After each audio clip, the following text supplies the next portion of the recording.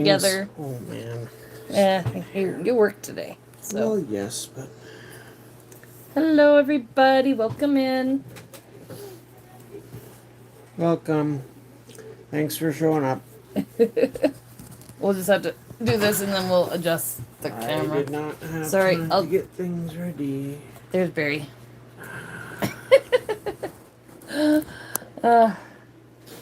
Sorry, it's been a busy week. It sure has. Is Ezra in bed or is he? I'll go check. Probably not. Lucas All right. is in the hammock So. last I saw, but he probably isn't going to stay there. All right. I'll put it on you. Okay, so last Saturday, we had Monday. Last Monday, we had people asking about what I had for Alpha. So I figured it's a good starting point. I was already thinking about going through some of my older, harder to find cards, and I figure Alpha pairs perfectly well with Arabian Nights and Antiquities. So, plan on going through some of my old stuff. I've been collecting for a long time. Hey Tank, how's it going? I missed the release of all of those sets by a good margin. The first set, when I started playing, Chronicles was still easy to find, so cards from those sets were in Chronicles. A few have been reprinted also in revised 4th edition as well. So they were certainly around. But they weren't the most common things to find if they weren't one of the reprints. The reprints were always popular. Well, not always. Some of them really stunk. But cards like Kajabi Witches and City of Brass, very, very playable. Ernham Djinn, a powerhouse for a lot of decks. What can I find to slot these in? Just grabbing a couple of cards out of one of my decks that I figure I might as well throw in here as well because I don't have them in the binder right now. So, but they're on theme, so get them out so that they can participate. Oh. Alrighty.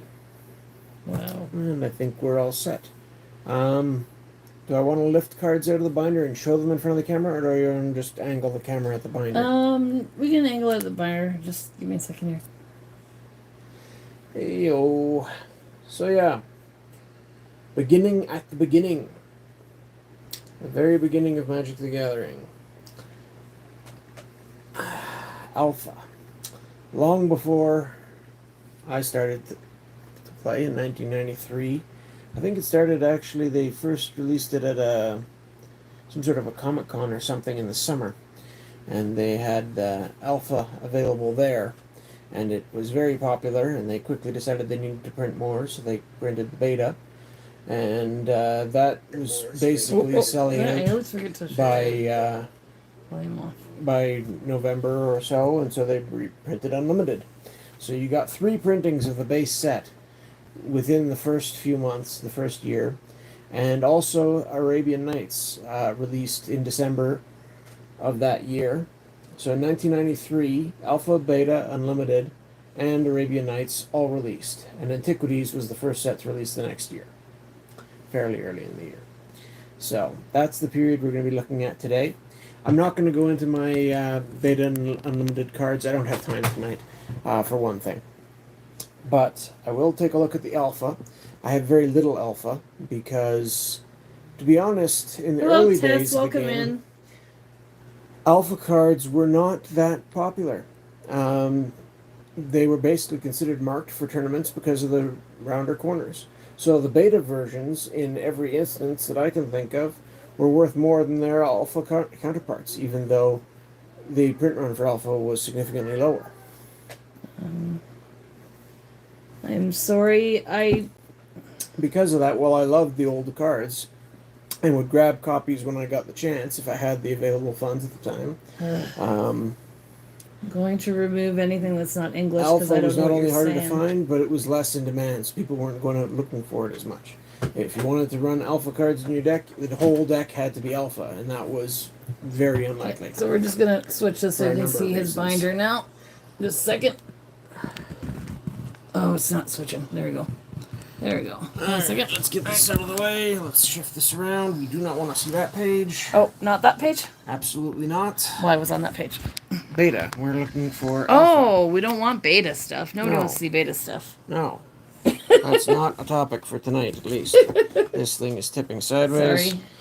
So, here's my glorious page, almost, of Alpha. Yes. Is it? That's all 6 Alpha cards that I own. And 5 out of the 6, when I bought them, I thought were beta. Is it just not focusing? Well, it's just too far away to get a clear shot from this Okay. angle. Like, it's... Sorry. Usually I pick out a page and hold it Yeah. up close. I can't do that with this binder. Or, I don't know. So- Sorry, maybe we should just take cards out or we can... Sure, why not? Let's do that. So here's the only one that I bought knowing it was an alpha. I bought it with some beta cards, but I could tell right away that it wasn't. And it's the controversial Unholy Strength. Controversial largely because of the pentagram, which they removed from, I think, was it 4th edition onwards? Not a bad card. 1 black can accelerate your... You've got a cheap creature out, can do some damage, but you need a creature. I have no alpha creatures. So, you know, there you go. That's that one. This That one has one a fun story. is my best. Best card from Alpha. And, yeah, it's damaged because somebody, the artist, scribbled on it.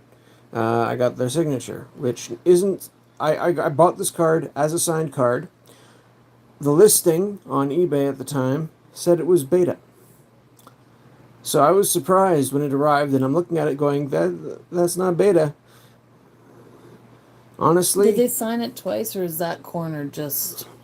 No, that's part of the actual picture. Okay. The art is signed, Okay. and then they signed the card. So the artist for this is who? Douglas Schuller. Or Okay. Schuller. I get mixed up because there's a misprint on one of these, the name. Okay. Anyways. Is there another artist that does the same? I don't know. No, it's just they spelled his name wrong on one of the cards. So, Okay. and it might be this card. But anyways. It's a good card, at least it was back in the day. People had great fun with Ice Manipulator, very versatile. You can tap down a land if you don't want them using it to play certain cards, and they're having trouble with their mana base. You can tap down a creature or an artifact. Tapping certain artifacts at this time would turn them on and off as well, so you could play something like a Howling Mine and use it to draw extra cards for yourself, but tap it before it got to your opponent's turn, and they wouldn't get to draw their extra cards. So, Wait, who's Richard Garfield then? he's the guy who invented Magic the Gathering. Oh, okay. Because I was looking up signed cards and I saw one signed by that guy. Yeah, So, well, he'll right. he'll sign things as well. Actually, he used to do something where he'd augment a card and make it, Yeah, I saw better some to of play those with. too. Anyway, so this is, like I said, my best alpha card, in part because it was a card that was demanded for play. It got reprinted in Ice Age, and a lot of my play group was very excited because Ice Manipulator was a fun card to play with. Well, it can be frustrating to play against as well. But we were glad to have easier copies to get at the time anyways. I'm surprised there's not more people on This, tonight. well, the night is young. This card is an uncommon. I don't have any rares from Alpha. But I had, in one of my old Scry magazines, they had print estimated numbers for the early sets. And I noticed that basically the Alpha uncommons, there were about as many printed as the beta rares. So it's about as rare as a beta rare, even though it's only Alpha uncommon. So I think that's kind of neat. Anyway, there's that one. The other 4 here, I've got 2 different arts of planes. This one has trees in it, this one does not, and 2 of the same forest. Again, I bought a stack or a bunch of beta lands that I thought were beta lands. Just played ones out of a counter somewhere because I liked getting old lands whenever I could. And going through organizing things, I noticed that these ones here have the larger rounded corners. So I've got 4 assorted alpha basic lands, 2 plains, 2 forests. Yeah, I'm not going to be playing Alpha 40 anytime soon, which is a format which is alpha cards only. The cards I have just don't line up anywhere near enough, and I don't have near enough of them, so... Just looking at how much this card goes for damaged. What card? This card. This card. Plains? The Icy Manipulator. Oh, yeah. Around 460 to 500. Yeah, well... It's, a neat card, anyway. So we'll shift from Alpha, since I don't have that much of it, and get into Arabian Nights. What's with the lights? Is it just... Well, we're getting a lot of glare, and Glitter. I need to rotate this or something, because the foot is just in the wrong spot. Yeah, then it's going to be really loose. Yes, it is, but at least it'll be a little closer. Alright, Arabian Nights. Very fun, flavorful set. I can pull things out and get a closer look. We'll start with the Bird Maiden. Not a great card, never really was. It's always been behind other cards you could get for the same cost. You could get a Granite Gargoyle for the same casting cost. It's a 2/2 flying, and you can pump the defense. So, yeah, the Bird Maiden looks pretty tame by comparison, although it was common, so there's that. 4 things that never meet do here unite, to shed my blood and to ravage my heart, a radiant brow and tresses that beguile, and rosy cheeks and a glittering smile. The translation of the Arabian Nights. So, it's a fun, flavorful card, and yeah, not that great, but it's fun and flavorful. A little bit more interesting, I think, is the Desert Nomad. Desert Walk and Desert was a very popular card in Arabian Nights, just because it was a common 11. Lucas bed. So, I think you had a better than 50-50 shot in any given 8-card pack of pulling a Desert. There was just so many times on the common sheet. Desert Nomads are immune to damage done by deserts. One of the recent sets, they made some new deserts, so, you know, there's potentially more cards that it's immune from now, but there is that. And it's just fun. I do like the art by Christopher Rush on this one. And they remind me a little bit of the Fremen from the Dune series, although the weapons are obviously not lining up with that the best. But next we have a card which was very sought after in my playgroup when I started, the good old Ruck Egg. Just a 0/3, not good for much other than to chump block something. For 4 mana, not that special. But if it goes to the graveyard, and rules-wise, from play specifically, you get a 4/4 red flying creature to replace it. Yeah, you use a counter, and yeah, that's basically all just explanation text from that point on. But, yeah, hi Becca, thanks for coming out and joining. And thanks for coming, Tank. But yeah, Ruck Egg, we used to like to play these with board wipe effects. So around Ice Age is when we started. So my brother, in one of his first starter decks, pulled a Jackalhops, Yokelhopes. I've heard it pronounced a few ways. In any case, it costs 6 and destroy all creatures, artifacts, and lands in play, basically. We were very confused by that card the first time we started to play, because we were like, well, it must mean just your opponents. It's very expensive. Why would you play something that destroys your own stuff? We got that sorted out in short order, but this is a card which plays very nicely with it, because you just have one of these sitting on it by its lonesome, and then the board's gone, but, oh, you get a creature back that's fair-sized beat stick.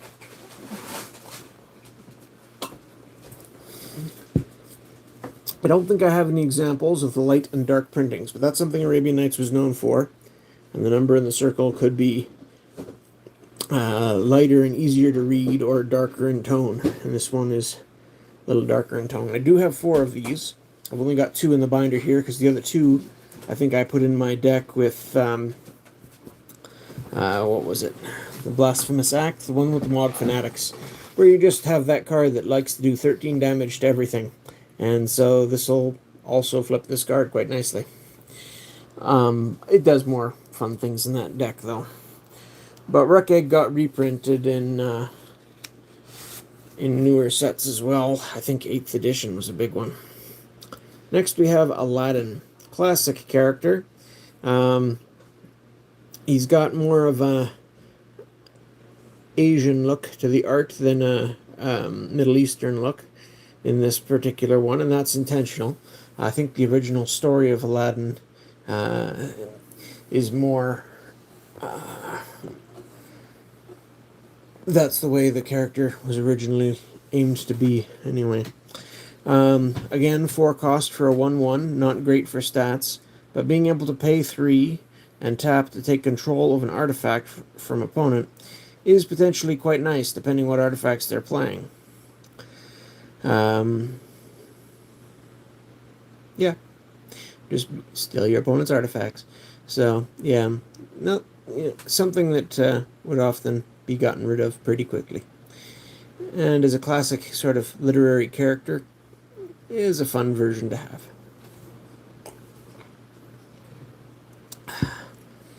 His lamp is there. I've got that right here, actually, so I might as well do that while I'm here. They also made an Aladdin's ring, which I do not have in an Arabian Nights version. Art. This is another interesting card because they didn't have a 10 mana symbol at the time, so they simply went and put 2 5s on. So you know, we're supposed to just add them up. You have to pay 5 twice. But so it did confuse some people because some people thought it was a misprint and it just cost 5. I think it would still be quite a fair card at that rate. It wouldn't break it. It's overcosted as it is. Some people thought you were supposed to pay 55, which was just ridiculous. So yeah, this is a neat card because it was reprinted from Revised and 4th edition. And the color palette shift between the two is quite remarkable. If you look, I forget which one is which, but one of them has the background color here definitely got a more blue tone to it, and the other one much more green. Very visibly so. So yeah, Aladdin's lamp, instead of pay X and tap it, instead of drawing it as a mono artifact, so I say tap it because that's the newer phrasing, basically. Instead of drawing a card from the top of your deck, draw X cards, but choose only one and put it into your hand. You must shuffle the leftover cards and put them on the bottom of your library. So you get to select from X which card you're going to draw. If it wasn't so mana intensive, that would be a very strong ability, but 10 to play and then to have to pay X and tap it every time. No, I'm not going to be eating any cards. Certainly not this time. And not these ones. No.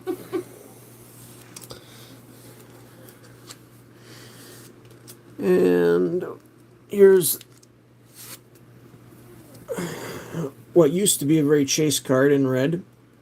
Not really that interesting by today's standards. A 0/1 for 4. While Ali is in play, damage that would reduce you to less than 1 life lowers you to 1 life. All further damage is prevented. So, if you didn't have creature removal in your deck, this guy could be a right pain, because it's hard to actually finish you off with him in play if you're trying to do it with damage, which is the most common way of beating somebody. Surely you have an island you could eat. Well, I probably do somewhere, but I'm not going digging for them, and Why? Not particularly feeling like eating any cardboard Why? today anyway. But yeah, this guy was renowned because he was actually, was it banned or restricted? I think he was restricted, in part because people were worried about, or maybe he was even banned. They didn't want to force people to have to run creature removal, which is rather funny when you think about it now, because that's one of the more central aspects of the games. But it's not so much cowardly. I just don't like the taste of it. I've done it before. No, Becca's taking care of him. He's just being silly. Yeah. Next, we have the Jeweled Bird. This was reprinted in Chronicles, and if you're ever planning on using this card, which is unlikely, I would recommend using the Chronicles version, not an Arabian Nights version. And that is simply because the Chronicles version is worth a lot less, so you get more value out of it. It's an anti-card, which is something which, they don't do anti-cards anymore because it's considered gambling. But artifact for 1, and you can draw a card and exchange Jeweled Bird for your contribution to the ante. Your former contribution goes to your graveyard. Remove this card from your game if not playing for ante. So basically, you're swapping this with your own ante card if you anteed up something you would rather not lose. Hey, Ezra, come here. And then it draws a card to replace itself for 1. It's not a horrible cost for an effect like that if you're going to play that way. But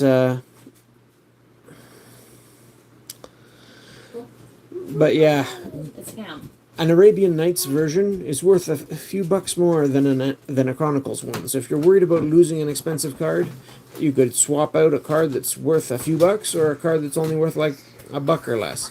I'd run the cheaper version if you're going to run this at all. And that's if you're playing for ante, which almost never comes up anymore unless your playgroup specifically likes Is it the same doing person that keeps coming back to tell you to eat a card? I don't know. It might be. We should write down the names just to keep track, because if they keep doing that every stream, we don't need that. Now this is a peculiar card. This is one of the cards that hoses its own set. There was one of these in a few of the early sets. The one from Legends targeted legendary creatures, I think, not cards from Legends. But there was one in Chronicles, not Chronicles, there was one in Arabian Nights, there was one in Antiquities, and there was one in Homelands a little while later. So this costs 2. Not too expensive. All cards from the Arabian Nights expansion must be discarded from play, except for City in a Bottle. And while the city is in play, no further cards from Arabian Nights can be played. So this card is really counterintuitive. You don't really want to be using this unless you're not running other Arabian Nights cards that it's going to interfere with, and you keep running into specific cards that it can help remove and deal with. I've heard that this has actually seen a little bit of sideboard play in tournaments to deal with Bazaar of Baghdad's, which is the key engine card, or a key engine card at least, in dredge decks in some formats, and I think some other graveyard heavy manipulation decks.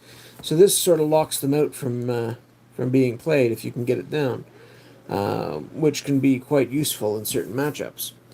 So for that reason alone, I think, or mainly that reason anyway, this card is actually ticked up a little bit in value. Arabian Nights just had a common sheet and an uncommon sheet, and this was on the uncommon sheet, and it was, some cards are on more times than others. It wasn't a particularly easy card to pull from a pack, but yeah, it wasn't a card you wanted to pull a lot from packs anyway. But it's an interesting history piece, if nothing else. Now we'll get to white. Shift my binder a little. Go ahead. Oops, I'm going to knock over your drink. That's not good with cards around. Nope, or electronics. Nope. Now we're getting into some cards which are potentially more controversial anyway. But here we go. We have a Moorish Cavalry.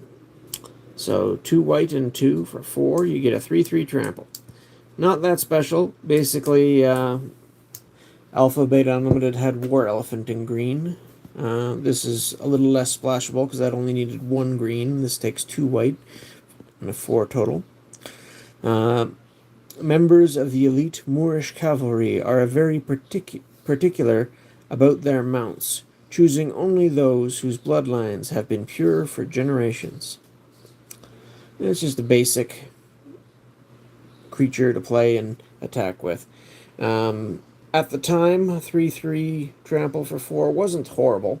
You could do worse. So it would have seen some play in limited if people were playing limited much then. I don't actually know, but it's on brand and on theme.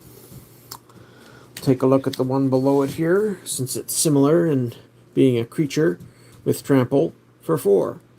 Only needs 1 white, but it's only a 2/2, but it bands, which means it has banding. And banding was a nice ability to have. You could attack with creatures in groups, and you got to decide where the damage went when your opponent blocked instead of your opponent. Or you could block with several creatures, and as long as at least one had banding, and again, you would get to decide where it goes. It is a nice picture. Apparently, I think this is one of the cards that it's hard to track down the artist to get it signed, because they didn't do a lot of Magic cards, for one thing. I like it, though. So, it's nice. It is nice. I do appreciate that. When elephants fight, it is the grass that suffers. Kikuyu proverb. And that's another one that got a reprint in Chronicles, I think. Alright, let's go across the top next. I should make a Costco shopping list. We've got Army of Allah. So all attacking creatures gain +2/+0 until end of turn, and it costs 3 as an instant. On the day of victory, no one is tired. So just an attack buff that you can use as a surprise if you got a bunch of creatures attacking to get in extra damage, or if creatures are blocking, it'll also help take out whatever blocked them. Got some dirt in there or something. Anyway, we'll deal with that later. Welcome in, Matthias. Next we have Piety. Arabian Nights was a fun set. It was. You don't see a lot of cards like this anymore. It's just not impactful enough, I guess. All defending creatures gain +0/+3 until end of turn. So, very much like the Army of Allah that gave an attack buff to your attacking creatures, this gives to defending creatures, which can certainly help them to survive and hopefully kill whatever they were fighting. Piety or piety, basically just the what am I thinking? Grammar. Grammar's not great, but basically someone who's pious. That's their practice of piety. Whoever obeys God and his prophet, fears God and does his duty, to him will surely find success. So there was some old cards in a few of these older sets that had quotes from real world poetry, and this one is from the Quran, the Muslim scriptures, and there were some with Bible verses on them as well, like Dirkwood Boers had a quote from Mark, I think, and there might be a couple of others. Some just alluded to them as well. So I think that's neat. I wish that they weren't so afraid of doing things like this today, but it's a nice idea, and you've got someone who's focused on being devoted to godliness and following his rules. So that's a nice step. We'll finish off. Well, not finish off. We'll go to the camel next. I always liked this card. It's not great. 0/1 nice, camel for 1. Yeah, it's got banding, so again, that works nicely in certain scenarios. All creatures attacking in a band with camel are immune to damage done by deserts. So it's a good way to avoid your opponent's deserts, if they have them, being a pain to your creatures. And we got, everyone knew Walid was a pious man, for he had been blessed with many sons, many jewels, and a great many camels. I have only 1 camel, but it is fun, and I didn't appreciate having it. I think the picture there is actually a dromedary. Isn't that right? What does that mean? Camels have 2 humps and dromedaries have 1 hump? I don't know. I think that's right. I just thought that there's a 1-hump camel and a 2-hump camel. That's all, Yeah. I didn't think beyond that. Camels are classic desert fare, so That works here too. Now we're getting into business, in my opinion. Ali from Cairo is fun and flavorful and a classic Magic card. But here, King Suleiman, depending how you want to pronounce it and spell it, it's both on this card because the reference to Solomon clearly in the flavor text. A white and 1, so 2 cost for a 1/1. Tap to destroy an Efreet or Djinn. Isn't it just the same name, just pronounced differently? What your cultural background is or language? I think so, yes. So the quote is from the Quran again. We made tempestuous winds obedient to Solomon, and many of the devils we also made obedient to him. So the quote's talking about Solomon. He's also a well-known character from the Bible.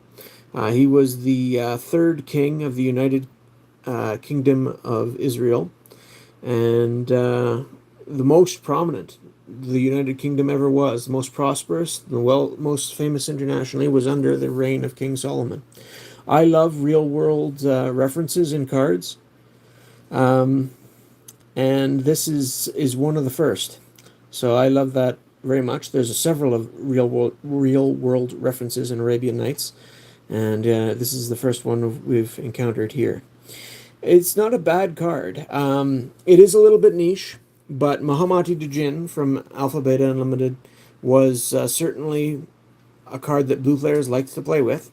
And a lot of the Djinns and Efreets, every color except white, got 1 Djinn and 1 Efreet in this set. So there were certainly some around, and some of them did see play. We've already gone through red. I don't have any of the red ones. They were 3 cost, all red. For one was a 6/3 that you had to flip a coin to attack with, and the other one was a 3/6 that you had to flip a coin if you wanted to block with. They weren't the best, but they were certainly flavorful. I think my brother had the Efreet, the one with the 3/6 body at one point. Don't know if he still does.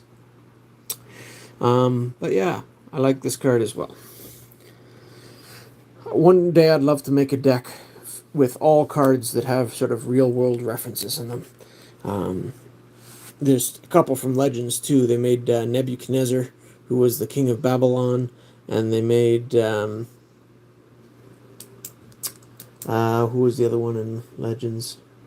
Rasputin Dreamweaver from the Russian Empire. He's one of the more recent ones. If you know the song by Boney M, Ra Ra Rasputin, it's about the same character.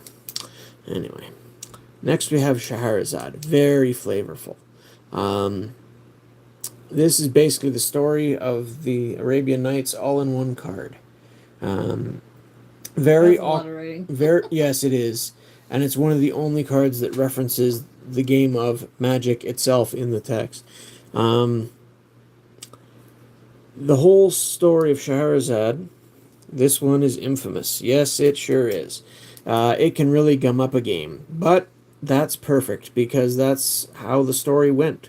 And Scheherazade was, I believe, on death row, something like that. Like they were going to kill her the next day. But she got to speaking with the prince or whoever was in charge and telling him stories. And he would let him, the story wouldn't be completed that night, so he would let her live another night so that she could continue the story the next night. And this went on for 1,000 nights or something like that. So that's where you get the, 1,001 Arabian Nights or whatever the tale of 1,000 Arabian Nights. I forget exactly the name of the book. Anyways, that's where a lot of these story elements are drawn from. Was the storytelling of Scheherazade. Players must leave the 2-cost sorcery. Players must leave the game in progress, and as it is, and use the cards left in their libraries as decks with which to play a sub-game of Magic. When the sub-game is over, players shuffle these cards and return them to their libraries and resume the game in progress, with any loser of the sub-game having his or her remaining life points rounded down. Effects that prevent damage cannot be used to do this. The sub-game has no and using less than regular amount of cards might be necessary. Yeah, 40 cards back in these early sets was the standard deck size. You needed to have at least 40 cards in your deck. It wasn't long before they upped that to 60, and 60 cards became the standard deck size for regular game types. Oh, how old cards, if used in modern, would be totally broken. Some of them would. Some of them would, some of them wouldn't. But this one sure can be a lot of fun. If you're with a play group that tolerates that sort of thing, and if you're not using it in ways that will copy it every turn or something ridiculous like that. Yeah. I forget, Panoptic Mirror, does that copy sorceries? I forget, but something like that would not be so fun. So there's my small collection of white Arabian Nights cards. We'll turn the page. And here's black and green. Don't have a lot on most of these. Like I said, I started playing too late to actually get packs of this, so I just got ones that I would pick up here and there. Which card? This set in general, no, sorry. He's saying, what is this card? Which one do you mean? Because he said it before you grabbed that one, I think. I don't know. We'll get to all these. This is Hassan Ogris. This one was also in Chronicles. 3/2 creature for 2 black, and unless you pay 2 each time Hassan Ogris attacks, it deals 3 damage to you. It is not a good card. You know, you could get some value out of it as a blocker. You don't want to be attacking with this that much. I found this just in a regular common bin in a store not that many years ago. All the symbols didn't have color coding at this time, so they all look, you know, like any basic common if you're not familiar with the set. So the last one, it was just, if you look at it from a current play standard, it would be an absolute ridiculous card to play. Yeah, well, the Scheherazade, yeah. It's meant to be a fun card. It's not meant to be a competitive card by any means. The payout, yeah, of winning the sub game is you don't lose half your life like other players who didn't win the sub game do. It's not great. It was just meant to be fun, and it's very flavorful and in keeping with the set. And this one, yeah, not a great card, never was. I like the Kujabi Witches, which cost the same, and is a 1/3 that you can use to ping things much better. Now here's a controversial card. This one has apparently been removed from online Magic the Gathering. Was this one that you this couldn't is even one, find the price of because probably nobody on wants some to sell it or sites. something? Well, certain stores don't like to list it. Anyway, it's apparently some people think this is talking about people, but it clearly looks like little demons to me. Like, imagine that in a commander deck.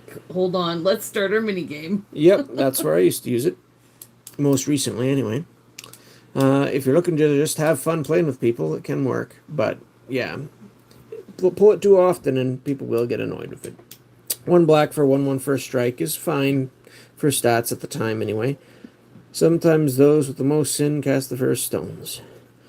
So, yeah, I knew people who would use this. This would actually not be bad to go with the Unholy Strength that I had from Alpha there, where you could drop this on turn 1, and then before you start swinging and fighting things with it, just slap on the Unholy Strength and make it a 3/2. Next, we've got Oubliettes. I've got a play set of these, and yeah, it's nice. Not bad removal. A little bit more versatile than your standard Terror or Dark Banishing at the time. Matthias, I get the feeling that no one cares about those offensive cards except by Wizards of the Coast. I think that's the main thing. There's probably a few people out there who do, but I think they're in the minority. So yeah, there is a faint 1 up here, so it costs 3, 2 black and 1. Enchantment. Select a creature in play. When Oubliette is cast, that creature is considered out of play as long as Oubliette is in play. Hence, the creature cannot be the target of spells and cannot receive damage, use special powers, attack, or defend. All counters and enchantments on the creature remain, but are also out of play. If Oubliette is removed, the creature returns to play tapped. They've changed the wording for the rules on this card a few times. It still plays pretty much the same. But when Oblivion Ring came out, it basically did the remove it from the game like Oblivion Ring. They've recently changed it to phase the creature out while this is in play, I believe, which probably runs a little smoother, but the effect is pretty well the same. Oubliette was cool in mono black control in Pauper. Yeah, I would see that being quite useful there. It is certainly handy common for removal. 100% correct. Some old Magic cards look raunchy, and I know people who look for those explicitly when they make new decks. Okay, well, everyone has their own tastes, I guess, in terms of art styles and things. This is another one by Douglas Schuler. Is this supposed to be like in a prison, like underground kind of? Yeah, basically. Okay. They're putting away, they're out of here for now, but potentially they could get pulled out of the prison hole and be back. That's sort of the idea. That one doesn't look like they're getting out. No, but yeah, when you're comparing it to something like a Dark Banishing, it was nice because it could be used on black creatures. Being an enchantment instead of an instant is a downside because you can only play it on your turn. Now we're getting into the real business here. Jazam the Djinn. This is one of the most famous cards from the set. It's again the Djinns and Efreets. Each color had one of each. I've managed to get very few of them. They tended to be popular and hard to find. I lucked into finding this one years ago at I think in Waterloo when I was a student there. One of the local collector shops had one that wasn't too expensive. It is rather beat up. It's not in the best of shape, but it's not completely horrible either. As a, again, you got the faint 2 up there, so it costs 4, 2 black and 2 for a 5/5, does 1 damage to you during your upkeep. So initially when the card first released, people didn't like the idea of cards with downsides, and you're looking at the comparison point being Alpha, Beta, Unlimited, which cards with downsides could be quite strong, but they had a way of, if they went wrong, they'd kill you. So things like Force of Nature and Demonic Hordes or Lord of the Pit, if you don't pay those upkeeps, they really take a chunk out of you, or destroy one of your lands or something. 1 damage to you isn't, unmanageable, especially if you're getting a head start with a Dark Ritual and a big body on the board. Very, very flavorful. And probably this one and the Blue Efreet, which had the same downside but was a 3/4 for 3. We're probably seeing the most in tournaments. Those and Urnhand Djinn. The Efreet was reprinted with the wrong art in Revised, so it was easier to find if you didn't mind that copy, which was a blue card with a green border. And the Urnhand Djinn was reprinted in Chronicles, so it was also fairly easy to find. Okay. Sorry, my water went down the wrong way. So yeah, Ernie, the Urnhand Djinn, as we used to call it, was a 4/5 for 4, only cost 1 green, so it was easy to splash. And its downside was you had to give one of your opponent's creatures Forest Walk. Well, that was pretty manageable because they might not have a creature for 1, and for 2 they might have something like a Birds of Paradise that really wouldn't matter if you gave it Forest Walk. And there was even ways to play it without having forests in play if you had a City of Brass or something like that. So, yeah, Urnhand Djinn was probably the most popular in my play group. But, yeah, this guy was one that was featured on the cover of magazines and very well-known classic art. And not horrible for the day. Now it's pretty bad. I've actually had this in one of my decks recently. And it's very fun to pull out to surprise people, but it's not a good card technically. Expect my visit when the darkness comes. The night, I think, is best for hiding all. Here, I'll just grab quickly to show. This is what the deck I had this playing with most recently. It was one of my 4 drops in the deck. The other 3 were all this guy. Phyrexian Obliterator. Still costs 4. Has to be black, though. 5/5 trample, and when a source deals damage to Phyrexian Obliterator, that source's controller sacrifices that many permanents. So it's got 2 upsides, and one of them is very nasty. We have a couple new people asking questions. So yeah, playing this alongside this, it becomes quite obvious which is the better card to play with. But this one's just so much fun, I had to play with it anyway. You're getting a whole bunch of questions. Sorry. Who's your favorite artist from A, B, and U? There's a bunch of them that I really like. A lot of those classic artists I used to draw the cards. Mark Poole was my favorite for a while. Just simple art style, but very fun. I do like Christopher Rush a little bit better now, probably. A lot of great Mark Tedden cards. Anson Maddox, Jesper Moyes. There's just so many of them. It's just they're the artists that I think sort of defined the game for me, even though I didn't get in until 4th edition. It's just that's the art styles that I tend to think of most. Used to have multiple play sets. Well, that's always fun. Did I miss something else here? No, you're good. No, okay. I really like I have trouble pronouncing that word. Kumbaj Witches from this set. Yeah, it's a good card. I didn't appreciate it much when I was a kid, just because the downside of having your opponent damage something was a pain. But yeah, it is solid for its stats for a 2-cost 1/3, and that having the ability to ping things was nice. What are your thoughts on the new Monty Python Secret Lair? I wanted to get one. Sadly, they sold out almost instantly, from what I hear. I haven't even had a chance to check the website. The card shop that we shop at. It's not happening. The card shop that we shop in They actually made it sometimes into 2 secret lairs, and the cards they picked as bonuses were interesting. Yeah, but I doubt they'll be sticking around. They probably are going to get snapped up anyway. But honestly, the Prodigal Sorcerer, that's just... The first secret lair you couldn't do better than that. I like the Birds of Paradise pictures too. They did a lot. They had some neat designs. It's a shame they made it unattainable. That's what I have to say about that. We only got one secret lair set, right? Yeah, the only one we got was the Princess Bride one. That's because we haven't done secret lairs much. And we pre-ordered it. Welcome in, Max and Jay. Yep, and hit the button with the 3 dots in the right-hand corner. Okay. That was a Christmas present to ourselves. Was a Princess Bride secret lair. Yeah.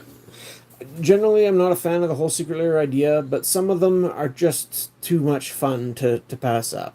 And like I said, I would have probably grabbed the Monty Python. I wasn't that into Monty Python. I didn't like the humor that much. It was just not my thing. I grew up listening to my dad's Monty Python records, and I didn't actually see the Holy Grail movie until I got to university, I think.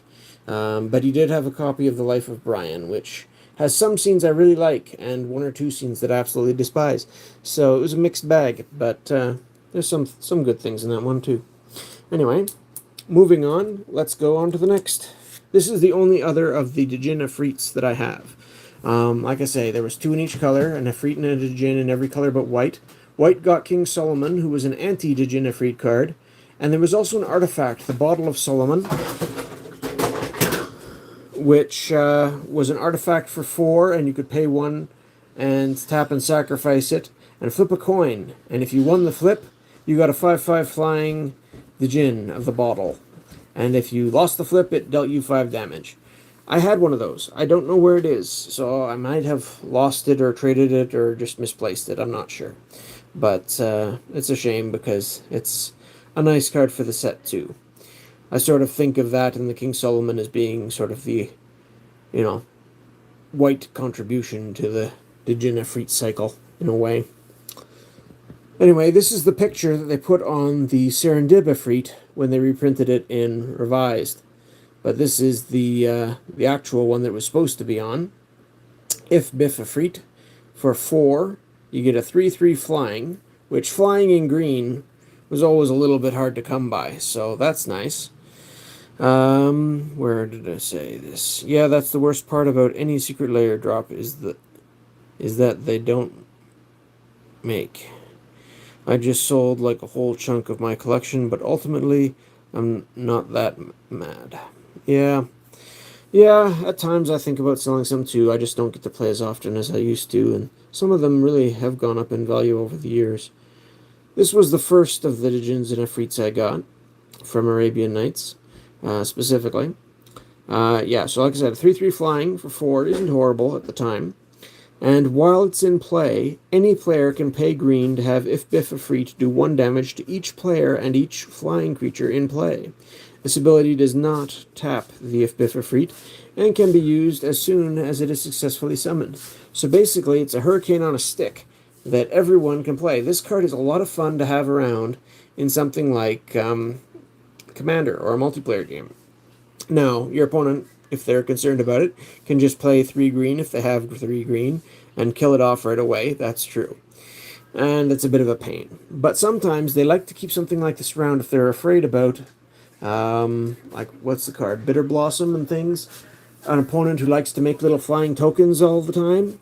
Well, having anybody being able to pay 1 green to Hurricane for 1 and clear out some of those tokens can be a quite diplomatic thing to have as an option. So yeah, I do enjoy this one. And sometimes in duels, your opponent just doesn't have greens, so it can be quite effective on those sorts of situations too. I legitimately have to say that this has been the coolest live I've tuned into in quite some time, and I thank you very much for lighting it mildly boring, dull, and kind of dark day, but I have to say good night. Well, thanks for coming out, and I'm glad you enjoyed it somewhat anyway. Yeah, and again, one of the classic artists, Jesper Moifs. So, I do like this, and like I said, it's one of the few green ones that I've got. Wily Wolf. I think this was an anagram for that one. Richard Garfield's wife's name, or first wife's name. I think it was his first wife, and I think he's had another since or something like that. I don't know all his history, but I know it hasn't all been happy, sadly. Here's a 1/1 for 2. Wolf. Tap to give any creature in play +1/+1 until end of turn. Can be a useful ability, and it's not that expensive, so it is playable, or at least used to be. Not something you would want to rely on heavily, but something fun that I used to splash in once in a while. When one wolf calls, others follow. Who wants to fight creatures that eat scorpions? Ooh, that one looks pretty. I think it does too. Lucas had more Christmas lights set up down in the basement. Oh, of course he does. He loves his Christmas lights. he slowly brings more in from the shed. Next we've got Gazband Ogre. A 1 for a 2/2. That's above curve for most of these things. You could do better with a Kurd Ape and a Tega, but still, a 1-drop 2/2 was pretty decent at the time. Of course, it needs a downside, so during its current controller's upkeep, the player with the highest life total takes control of Gazban Ogre. So it keeps moving around to whoever's got the most life. That can certainly be a pain. So you got to make sure that you keep your life total above your opponent if you want to keep using it. That is fitting for an aggressively costed creature, but it doesn't always work out in your favor. Alright, let's move on to Blue and Land. Let's start with the least interesting, I think. I find it fascinating, or at least did, that they even made this card, really. An enchantment for 2, target creature gains Island Walk ability. It's just so niche. You don't know if your opponent's going to be playing islands most of the time, and even if you do, it basically makes a creature unblockable, and you risk getting 2 for 1 if they remove that creature. I don't understand the art in this photo, or this picture. I think it's pretty straightforward. It's a bottle of fish liver oil. There's the fish, there's its little liver, and it's a bottle of oil. Okay, well, I didn't get it. Yep. Thank you for explaining that. But yeah, how that gives you Island Walk, less clear, but okay, You take a sip and you can, I don't know. maybe. It's Oil magic. repels water, and it's from a fish, so you can swim quickly, maybe? I don't know. Then the maiden bade him cast off his robes and cover his body with fish liver oil, that he might safely follow her into the sea. I wouldn't advise it. No. No. Not to play with, and not to follow the story either. Wouldn't that attract fish? You would think. Next, we've got an unstable mutation, I should say. The kitty again. So I used to have fun with these. You could use them with any small creature like a zephyr falcon, and all of a sudden your little 1/1 for 2 became as big as Sarah Angel for a turn, and then slowly shrank and killed itself. It could be played with ornithopters too. Throw out a 0-cost creature, and then before you attack, you'd want to wait till before you attack, and then throw this on it so that it doesn't start shrinking before you can use it. Yeah, kittens will do that, or cats in general. Yeah. It's a one-eyed cat. It's unfortunate, but could Still cute still cat. cute. So yeah, for 1 blue, enchant creature gains +3/+3, and each round put a -1/-1 counter on the creature. During its controller's upkeep, these counters remain even if the enchantment is removed before the creature dies. Yeah, so there you go. Like I said, this could be the type of thing that was handy. Blue doesn't usually get a lot of aggressive, combat stuff, but it did get a few things in this set. And here's the other main one as the next card here. We got a Flying Men. 1/1 flying for 1 blue. Pretty good for blue. Scribe Sprite was in green in Alpha, so, it's interesting that green had the efficient 1-drop flyer originally. Green doesn't have a lot of flyers, but the Sprite was sort of one. I prefer dogs myself. So do I generally. I do like cats in a way, but they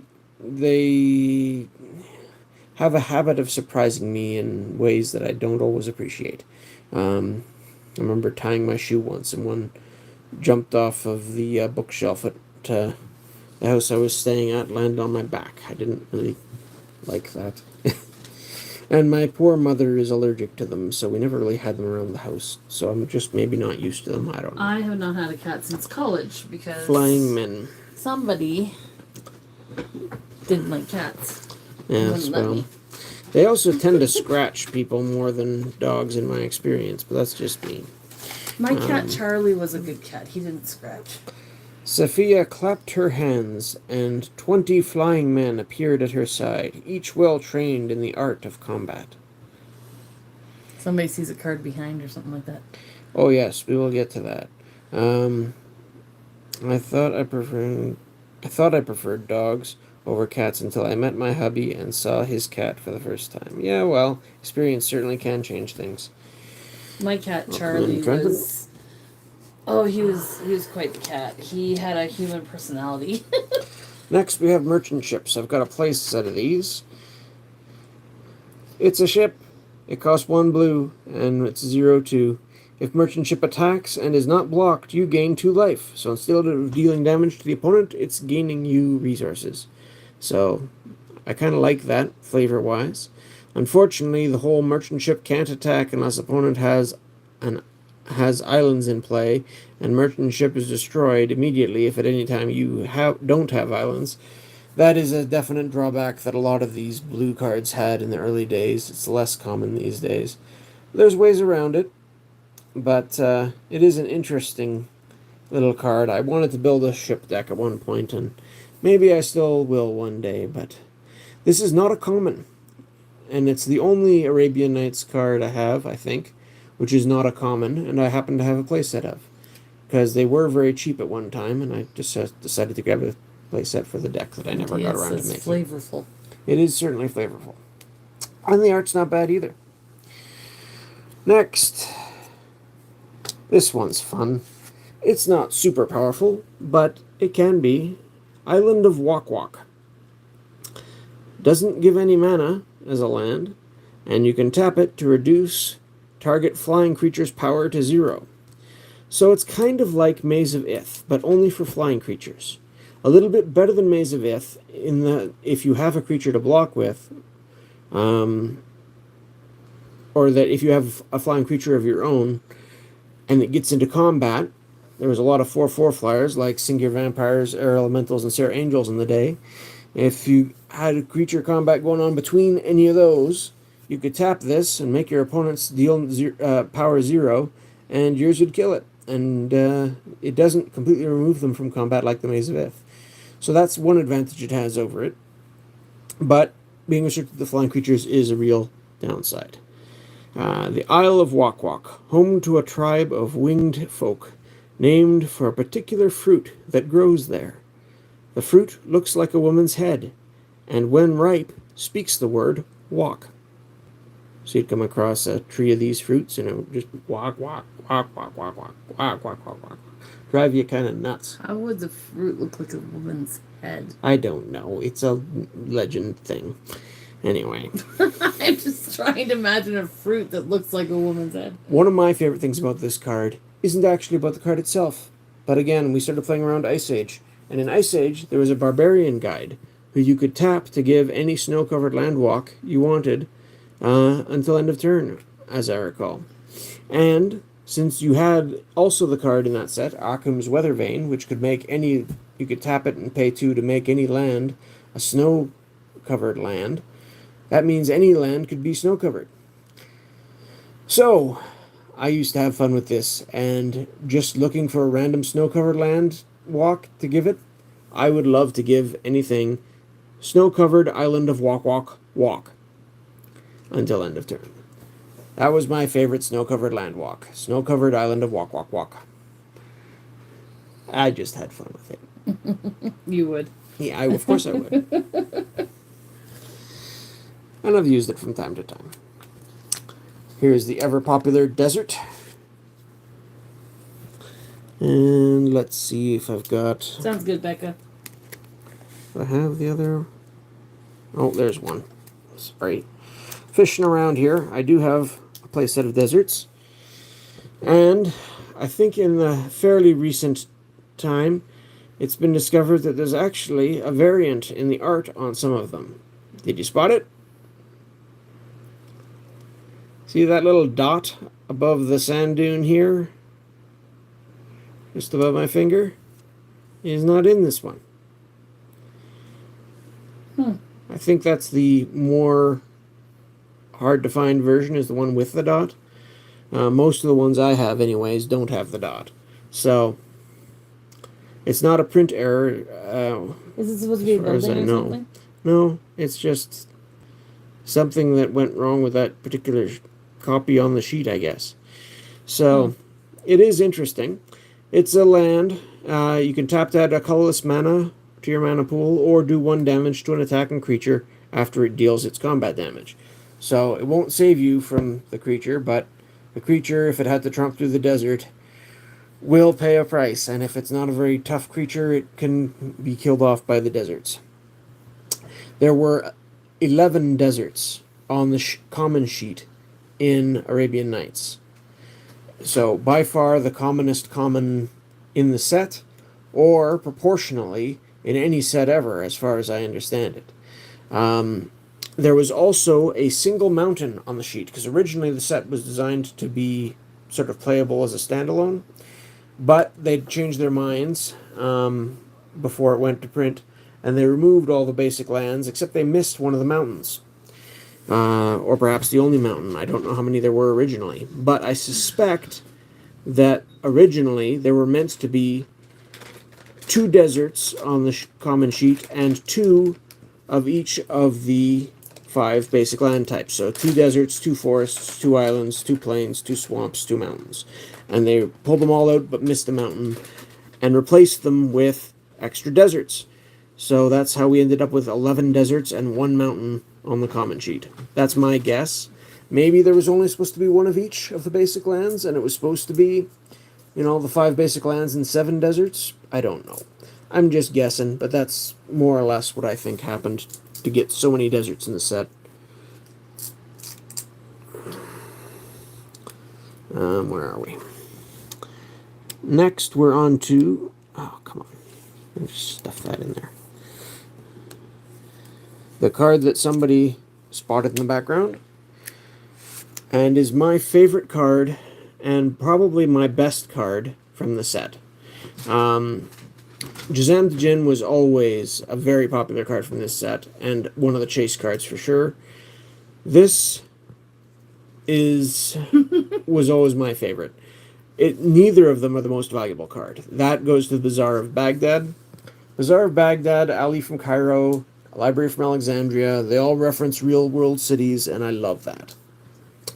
The Library of Alexandria is probably the most direct. I've been to actually more than one bazaar in Asia, but not in Baghdad.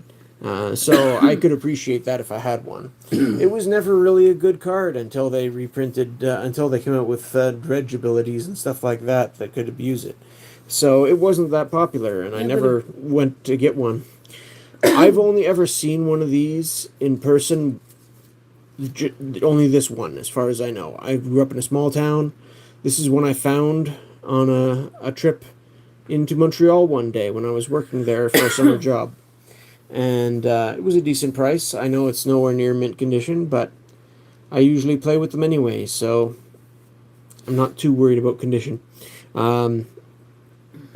But it is definitely one of the chase cards from the set. It's a very powerful card. Some people placed it in the Power 10, as a 10th card to go with the Power 9. Some people include other things instead. But, yeah, tap to add a colorless mana to your mana pool, or draw a card from your library. You may use the card drawing ability only if you have exactly 7 cards in your hand. That is wonderfully flavorful because of the background history. I'm a bit of a history buff, so if you'll just humor me for a minute, I want to tell you about Alexandria and the world of antiquity. Alexandria was one of the most influential cities in the Mediterranean. It was founded in 322 BC by Alexander the Great. He died fairly young, but Ptolemy, his general, who looked after that part of the empire that he formed after, continued on his legacy and built this library. Well, not this library, the library that this card is modeled after. The Library of Alexandria, which was, if not the biggest place of learning and gathering of foreign knowledge in the world, it was certainly up there, and it was trying to become that. Any ship that put into port that had scrolls on board, they demanded the scrolls so that they could make copies of them for the library. Alexandria was on the mouth of the Nile, so it was also the access to Egypt. So it was an important trading hub. It had some military significance. One of the 7 wonders of the world was in Alexandria. That was the lighthouse of Alexandria, not the library, but very influential city in terms of philosophy. Probably in that part of the world, I would say Athens was rated as number 1 for philosophers, but Alexandria was easily number 2 as far as I understand it. Very important center for philosophers and scholars alike. I love history, and this connection to it makes it one of my favorite cards alone. The fact that it's also a strong and playable card. I had a university deck with Clarion Academy and Tabernacle of Pendrail Vale and Library of Alexandria and School of the Unseen. What's the other school?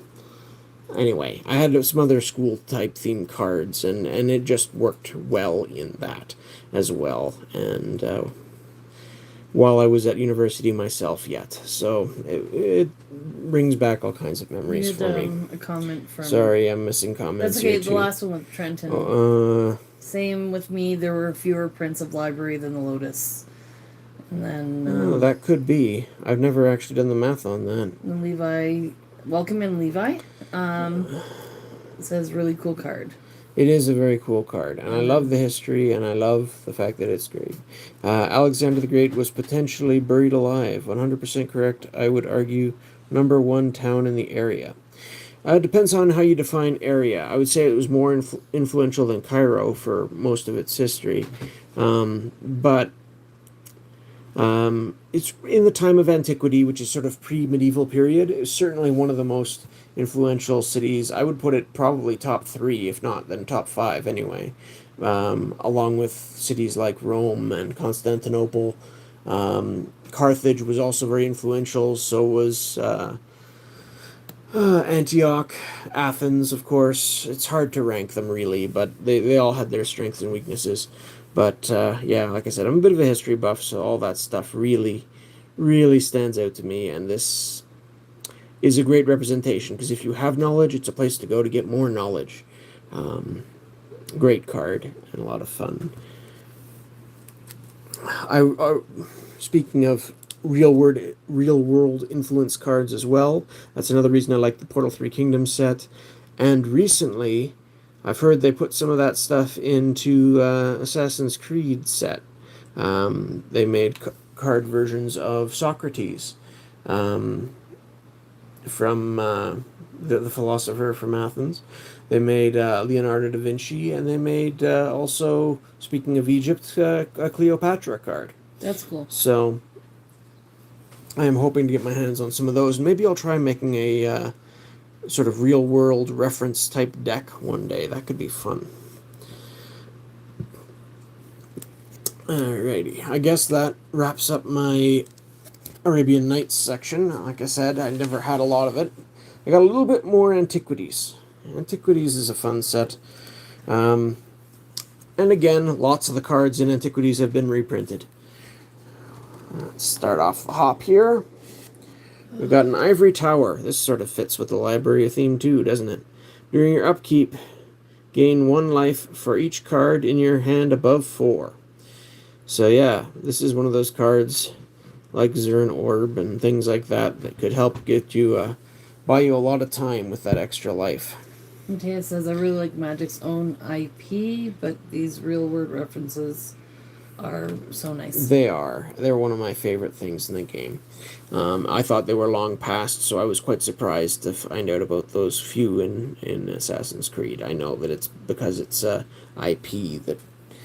Anyway, but yeah, I'm still glad to see them. Valuing scholarship above all else, the inhabitants of the Ivory Tower rewarded those who sacrifice power for knowledge. So yeah, this is basically the opposite version of Black Vice, which was a very powerful card and sought after. This saw a fair bit of play too at one point, but in different, more control-y type decks. Had its days of glory, haha. Yeah, it sure did. And it's still, I think, not a bad card. It's just, gaining life doesn't do much for you on the board. Rocket launcher.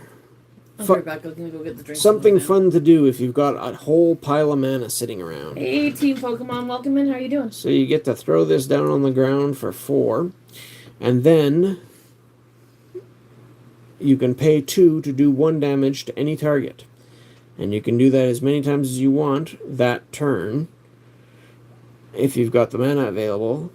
May not be used until it begins the turn and play on your side. So yeah, you have to wait till the next turn. So you'd have at least 4 to work with, and hopefully more. And if used, Rocket Launcher is destroyed at end of turn. Just keep an eye on the chat. I'm going to run out to I'll try and keep an eye on the chat. I'm going to run out to the van to get stuff. TP. It's Team Pokemon. Okay. Nice. So what these devices lacked in subtlety, they made up for in strength. Well, you really need a lot of mana to get good use out of this card. But it's a fun, crazy card, and you got an orc with a bazooka, so, that's fun. Good old Pete Ventures. There's another card that had its day in tournaments, and now it's, I think, inspired a whole wording change, basically, in how Magic words things lately. Good old Millstone. 2 to cast, mono artifact, pay 2 and tap it, take the top 2 cards from target player's library and put them in that player's graveyard. So this was a way to slowly beat your opponent with something other than damage. You could deplete their library and win that way when they had to draw a card or remove a card and didn't have any more to do. They'd lose the game. So when games took a lot longer and were slower, this could certainly do more work. Now it's way too slow in modern games, by my understanding, but there's other ways to do it. That is an interesting one. Pretty tough to make it work, though. Rocket launcher, yes. Yes, it is tough to get rocket launcher working, but, being able to do 2 to do a damage to any target is a strong ability. It just doesn't hang around, so you got to be able to do it all in one turn. More than one mage was driven insane by the sound of the millstone relentlessly grinding away. Alright, I'm going to have to pick up the pace here a little, because I do have to work tomorrow again. Urza's Chalice, 1 mana. Any artifact cast by any player gives you 1 life. You can only get 1 life each time an artifact is cast. Grindstone is the more powerful counterpart that plays on in Legacy. Yeah, I've heard of Grindstone decks. I've also heard Helm of Obedience with one of the Lee lines. Lee Line of the Void can be a great way to mill out your opponent. And there's probably other ways to do it too, with Hedron Crabs and Glimpse of the Unthinkable and other stronger cards that have come out with since, I'm sure.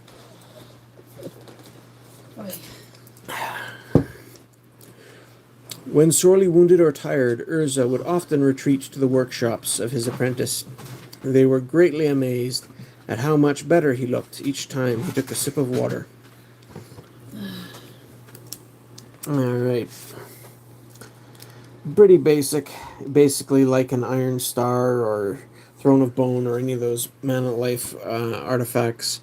Except that one's for artifacts. So, Taonos' Coffin. This is similar to the Oubliette. That's a weird art. It is. 4 for an artifact, and you can pay 3 and tap it to select a creature in play. The creature is considered out of play for as long as the coffin remains tapped.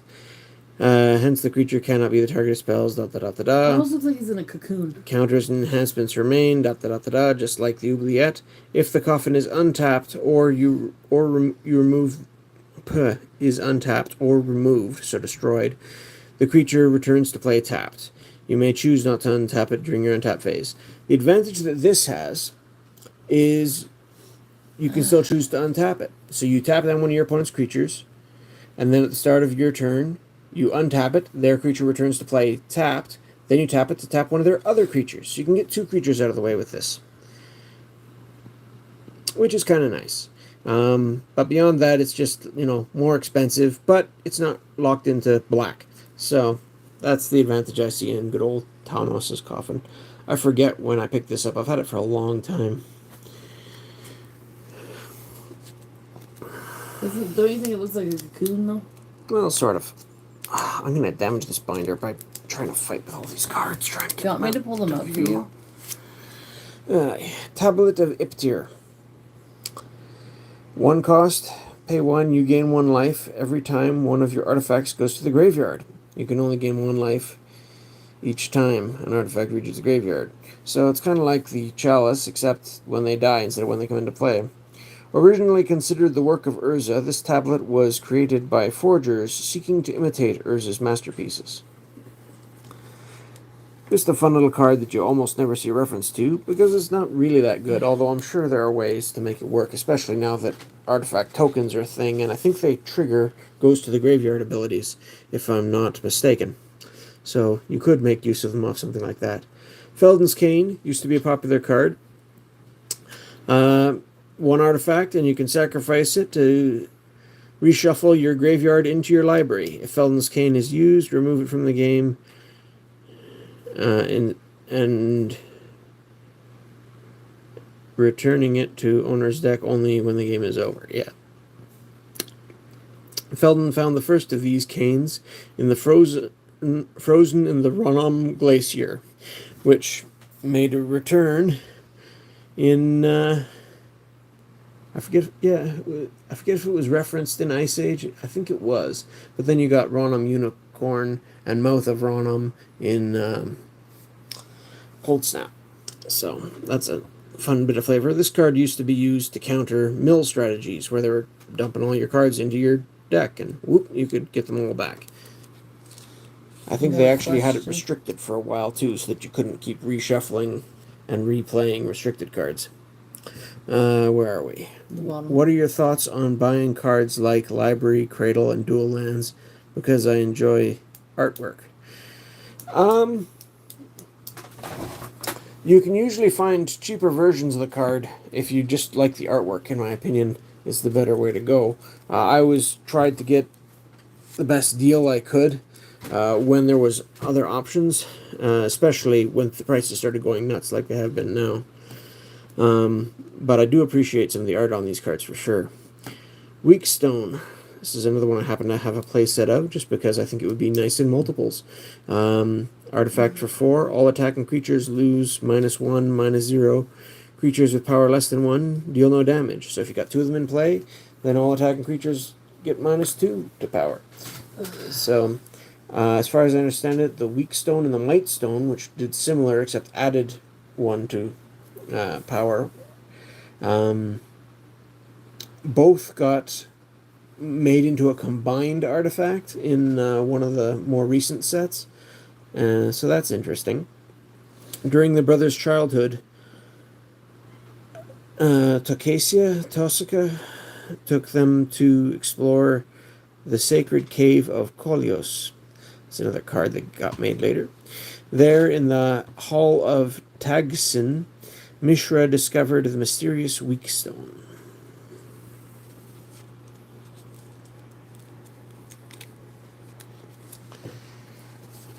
Shifting. Alright.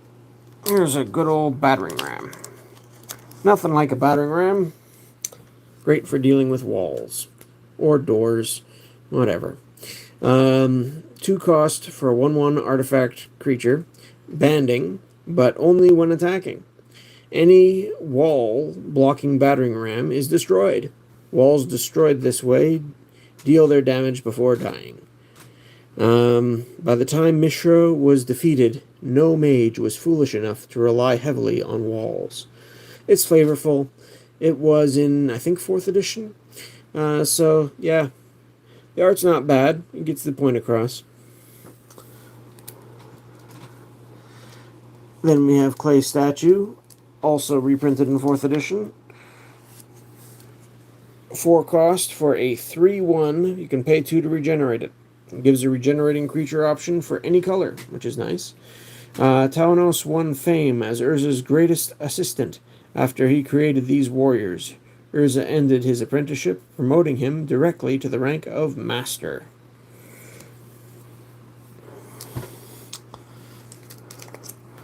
Next we have a Dragon Engine.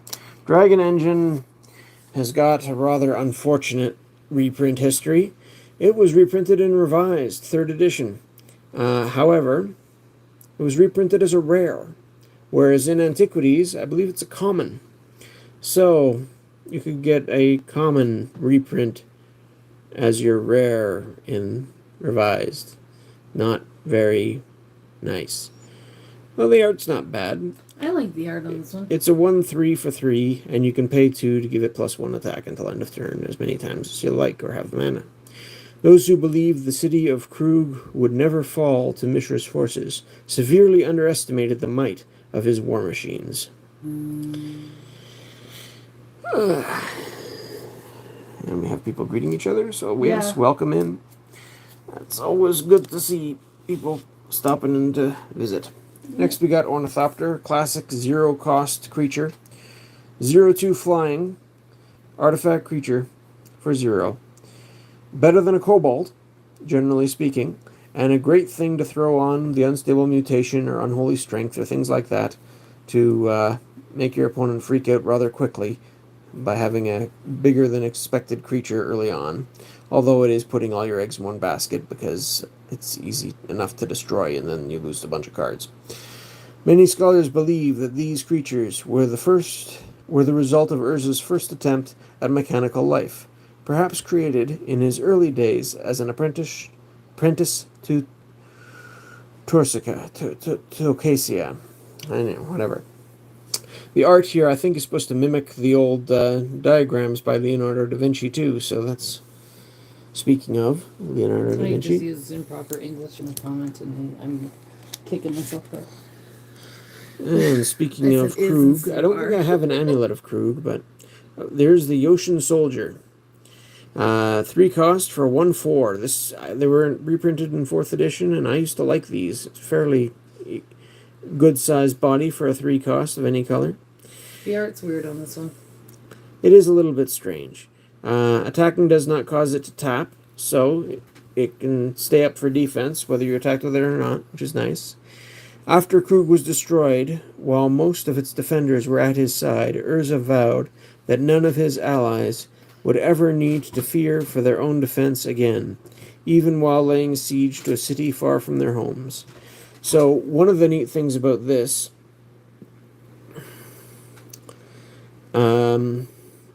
is that the Yoshin part, I've heard, was basically they rearranged the word toy. So it's toy backwards, en, soldier. So, sort of a take on a toy soldier as an artifact creature, which is kind of interesting. We'll start from this side.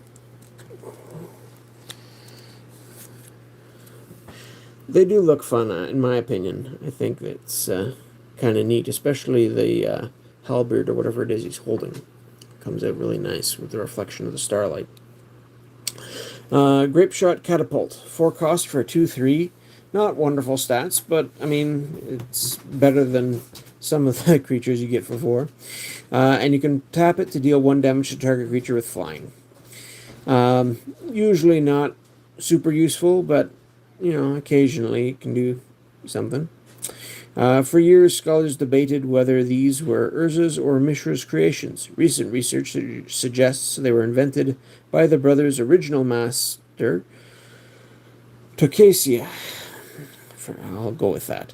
And that both used these devices. So it's basically, honestly, it's a type of basic artifact creature, like Battering Ram, that I think works well. And that's probably why it was, again, reprinted.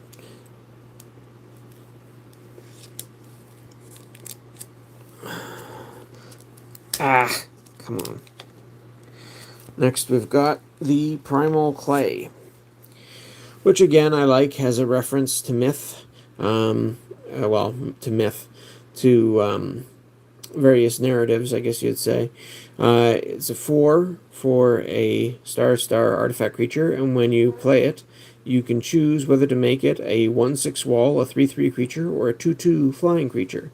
And Primal Clay remains in this form until altered by another card or removed from play. So you get sort of choice as to what sort of creature you want, which is really nice. And I love the theming of it, because making creatures from clay comes up in basically the Bible narrative is the way men and women were created, but it's also referenced in the Quran as one of Jesus' miracles where he made a bird from clay. And so I think it works sort of on both ends of that fairly nicely as a card. Next, we have another card, which I was happy to stumble upon while I was at university, this time in a different university town up in North Bay. And one of the local shops had one of these sitting there. This was just before somebody played this in a tournament with high tides and did well all of a sudden, and the price spiked rather dramatically. So I was glad I got one before that happened, because it is an interesting card, and it played well in my aforementioned university deck with the Library of Alexandria and Plarian Academy, etc. So it's an artifact for 1, and you can pay X and untap X separate lands. So with Plarian Academy, you're multiplying your mana production, or you can use it to draw an extra card with the Library of Alexandria, and there's other lands that have useful abilities that you can use multiple times with this as well. So Plus, it's an artifact, which works well. Cheap artifacts for Clarion Academy. So, the art's not bad, and it's a studious sort of thing you would have in pre-electrical days to light your reading space. So, appreciate the flavor on that too. That's probably my most expensive card from Antiquities. I never was able to find a Mishra's Workshop. It's always a little bit narrow for my tastes anyway. Being able to tap 3 for just off your land is great, but the restriction is pretty serious to be only able to cast artifacts with it. You can't even use it to pay artifacts' abilities. Bro, that artifact equals infinite mana with any land that taps for more than 1. Well, not really, because it's a mono artifact. You can only use it once. You have to tap it. So you got to find another piece to that combo to be able to use it multiple times. But it is a nice card. Next we got black cards. So we got the Priest of Yawgmoth, 1/2 for 2. Tap to add an amount of black mana equal to the target artifact's casting cost to your mana pool. Art. This is played as an interrupt. Target artifact, which must belong to you, is discarded, so you got to sacrifice the artifact. This artifact cannot be one that is already on its way to the graveyard. Yeah, it's all this awkward old wording, basically. It cannot be regenerated. You're sacrificing the artifact to get mana equal to its casting cost. His reply to your... Oh, I see. Old rules, huh? Yeah, well, mono artifacts, they changed that to just an artifact that you have to tap to use, so... But, still, it's good, and there are ways to do some crazy things with it, for sure. Phyrexian Gremlins. This is a way for black to deal with artifacts, which, you know, they don't have a lot of options for that. It's a 1/1 creature. Alias said he was excited for the stream and hasn't been in. I don't know. Something must have come up. Anyway, it's a 1/1 for 3. Tap Gremlins to tap target to tap an artifact. As long as the Gremlins remains tapped and in play, that artifact does not untap as normal during its controller's untap phase. You may choose not to untap the Gremlins during your untap phase. So this just locks down an artifact. Some artifacts that won't do much, if anything, too. And it's not hard to get rid of a Gremlin usually either. But maybe if you're desperate to deal with artifacts in black, it's an option. He'll just have to rewatch. Next we have Artifact Possession.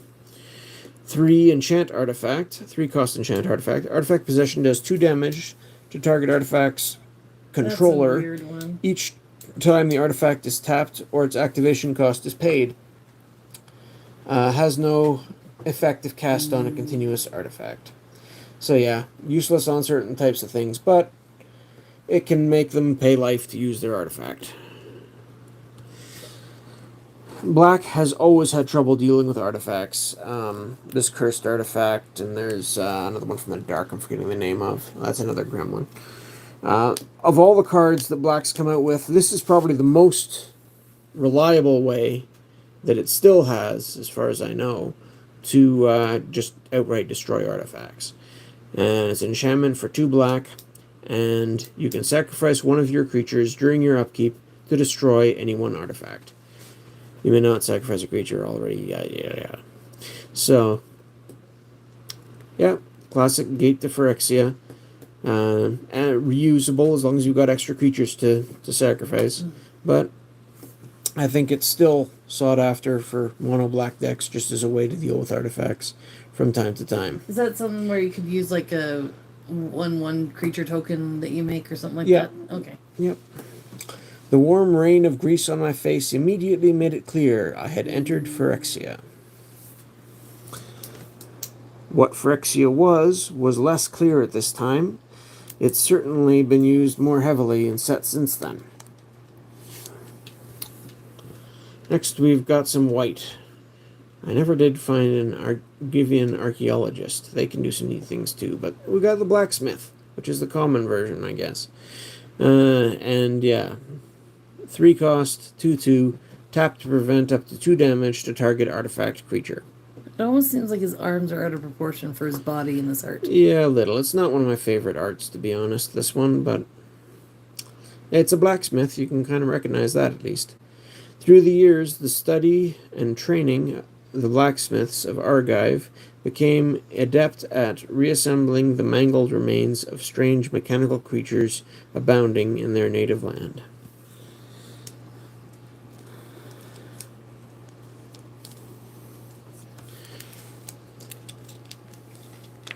People are gonna start thinking Spocat's our last name. I do have it. I'm not sure what that's referencing. Oh yeah, that's for the Discord. Never mind. Alright, Artifact Ward. Enchant creature for 1. Target creature cannot be blocked by artifact creatures. Any damage taken from artifact source is reduced to 0. Target creature is unaffected by any artifact effects that target it. So, basically, it's a sort of protection from artifact type effect. Yeah, not much else to say about it. Another Douglas Schuler art. I think I've heard some debate as to whether this is supposed to be a guy or a girl in the art. I don't know. Some people had trouble deciding on this one. Sorry. That's okay. I don't know. Maybe it doesn't matter. Speaking of crazy art, here's Justin Hampton's Reverse Polarity. Rather fun card in some ways, when people aren't expecting it. 2 white for an instant. All damage done to you so far this turn by artifacts is retroactively added to your life total instead of subtracted. Further damage this turn is treated normally. So if you took a bunch of damage from artifact sources, oh, guess what? No, I didn't. I gained life instead. Surprise! Your last name could be Spocat for all we know. I suppose it could, but I've never met someone with that last name myself. Could be a good,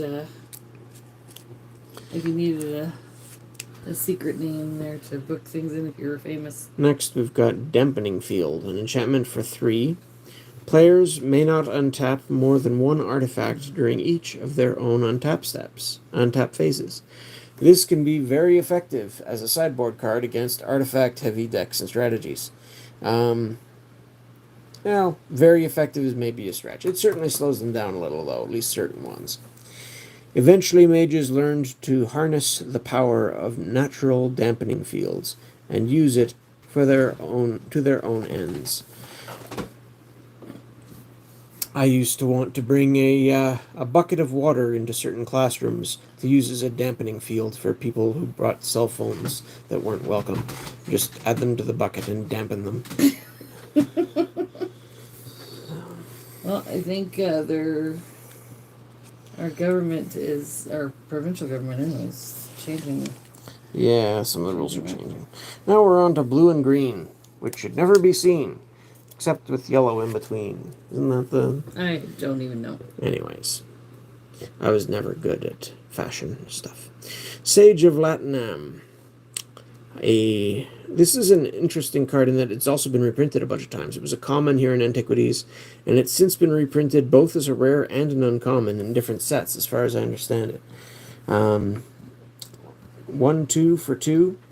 Tap and draw a card from your library. Each time you use this ability, you must choose one of your artifacts in play and place it in your graveyard. So this is another tap and sacrifice an artifact to do something, in this case, draw a card. You know, it's usable in some scenarios, and the picture's not bad. Guy sitting in his library reading a book.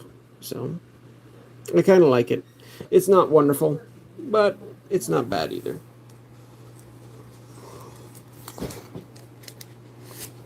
Next, we've got Drafina's Restoration. Sorcery for 1 blue. Take any number of artifacts of your choice from target player's graveyard and place them on top of that player's library in any order. So if your opponent's got artifacts that they were hoping to reanimate, this could be annoying to them. Or just to get back some of your own key artifacts. This could be useful if you want to use your Black Lotus again or something to that effect. Drafina, founder of the College of Latinam, could create a working model from even the smallest remnants of a newly unearthed artifact.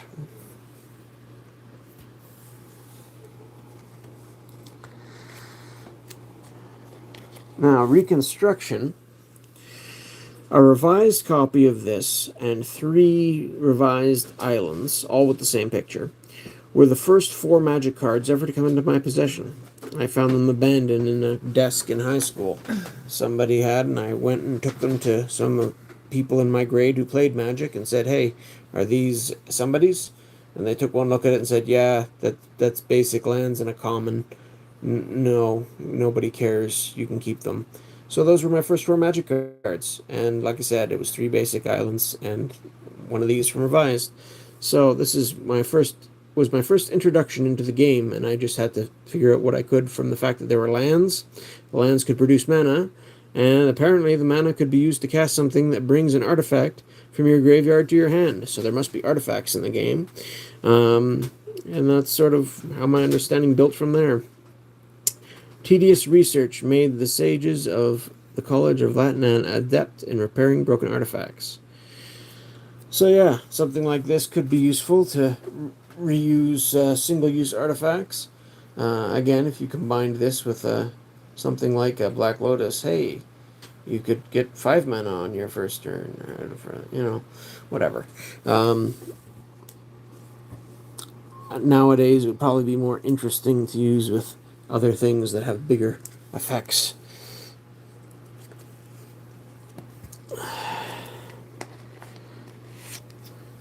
This is a nice piece for an infinite mana combo, like somebody was mentioning earlier. Power Artifact, 2 blue. Enchant Artifact, the activation cost of target artifact is reduced by 2. If this would reduce the artifact's activation cost below 1, target artifact's activation cost becomes 1. Power Artifact has no effect on artifacts that have no activation cost, or whose activation cost is 0. So this most famously was played with Grim Monolith, which is an artifact that taps for 3 and you have to pay 4 to untap it. So this drops the cost to untap it down to 2, so you can tap it for 3, use 2 of that to untap it, and just repeat and get endless mana. I think you could do something similar with Basalt Monolith, although the rules were a little different too. But yeah, there's a few other cards that you can make work with this as well, but that's probably the most famous use for this one.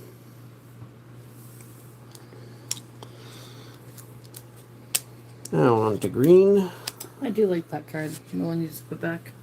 Yeah, art's nice. It looks nice. I'll give it that. It's pretty basic, but it's nice.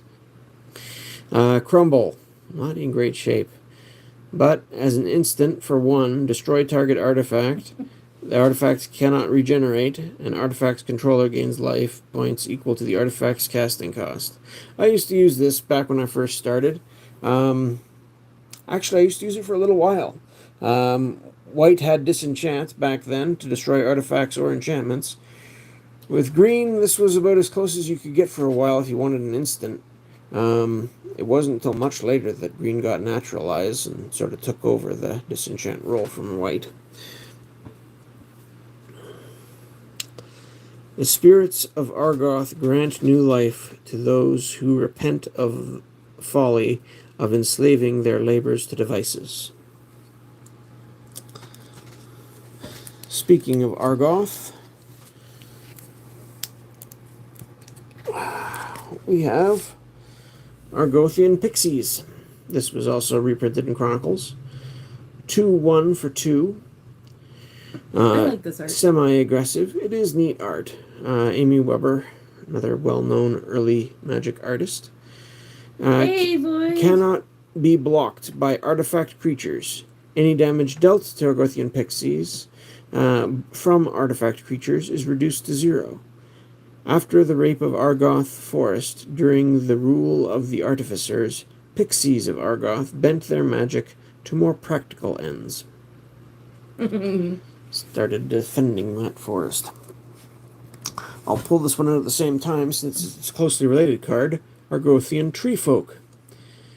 So 5 cost for a 3/5. Any damage Argothian Treefolk takes from an artifact source is reduced to 0. So, very similar, but with this one, it's can't be blocked by artifact creatures, and the damage is any damage Argothian Pixies takes from artifact creatures is reduced to 0. Whereas with the Treefolk, it's from an artifact source of any type, so it doesn't have to be a creature, and the damage is prevented, which is a neat. I at first expected them to be the same. It wasn't until a little while later that I realized there's actually a bit of a difference there that's significant. Haunting cries we hear in our dreams as the forest dies, a death from machines. I made a Treefolk deck years later, but this one didn't quite make the cut by then. The stats have just... You get a lot more for your money now in terms of casting cost to power ratio. Or creature... Well, Treefolk are never high power, usually, but that's another whole thing. But I like it. It's flavorful. It's, I think, the biggest creature card in the set. There aren't a lot of just Which one? creatures in... Well, okay. It's not the biggest because you had Colossus of Sardia. It was a 9/9 for 9 that you had to pay 9 to untap each time. Was in this set, but in terms of just non-artifact creatures, I think this was the biggest one. Oh, we're on to that's Legends. We're not doing Legends today. Last page of Antiquities. So we'll start with the red cards. We got a Orcish Mechanic. A 1/1 for 3. Tap to do 2 points of damage to any target. Each time you use this ability, you must choose one of your artifacts in play and place it in the graveyard. So again, it's a sacrifice an artifact thing. So yeah, tap it, sacrifice an artifact, do 2 damage to any target.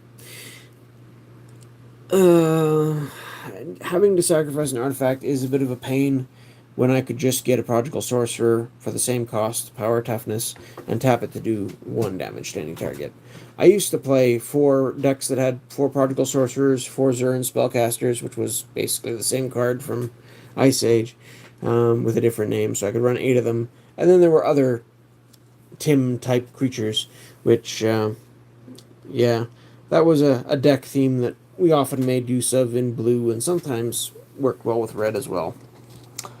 But, yeah, not as popular these days, because it's too easy to get rid of the creatures. Atog now. This guy used to remind me of Gollum a little bit.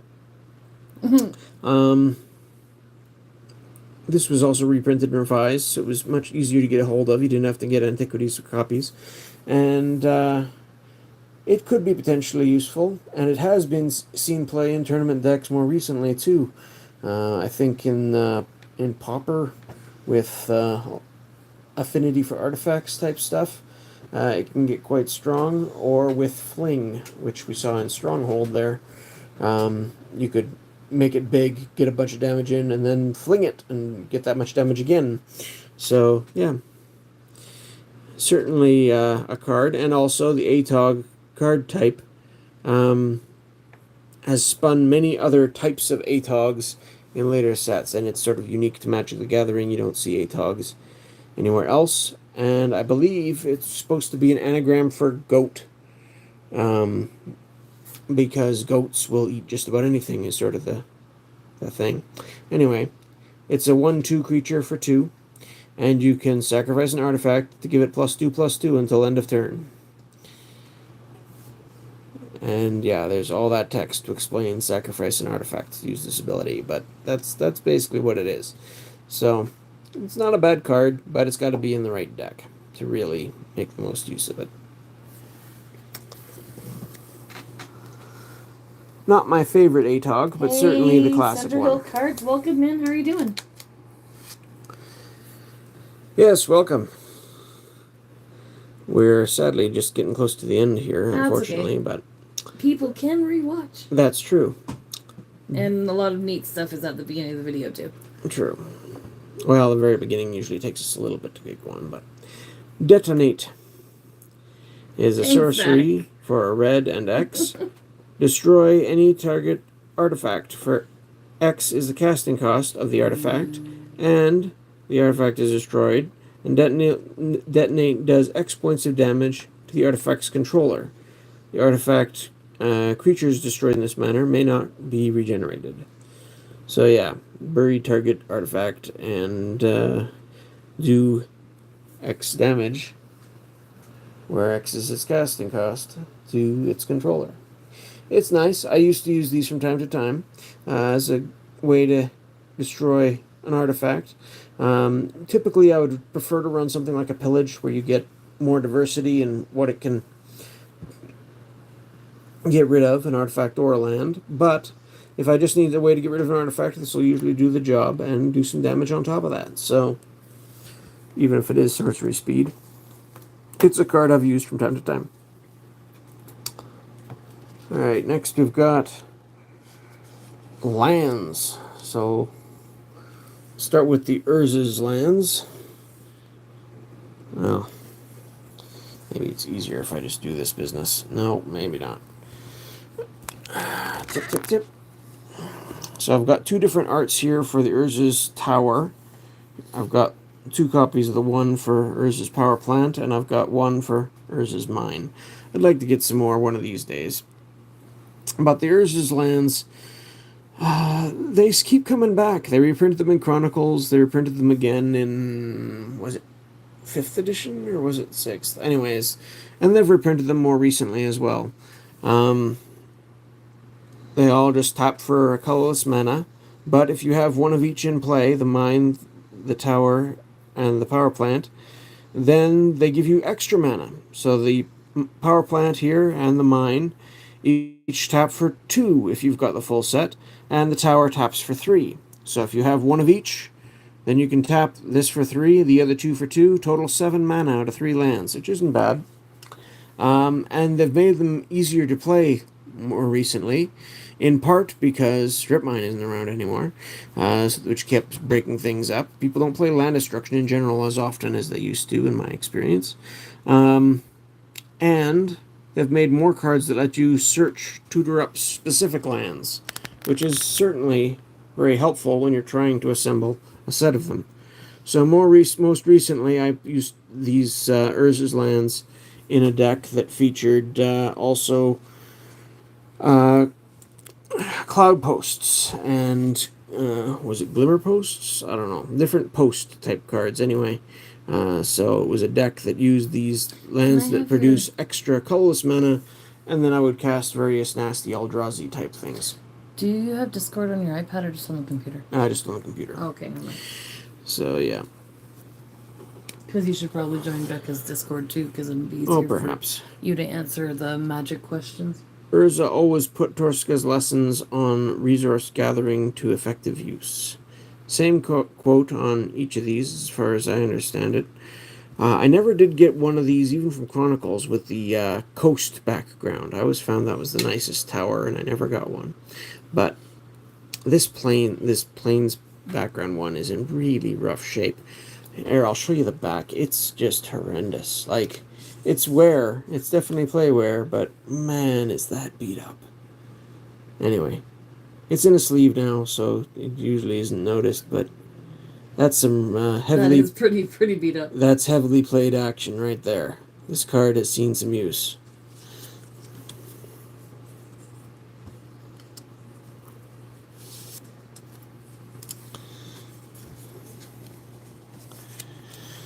Alright.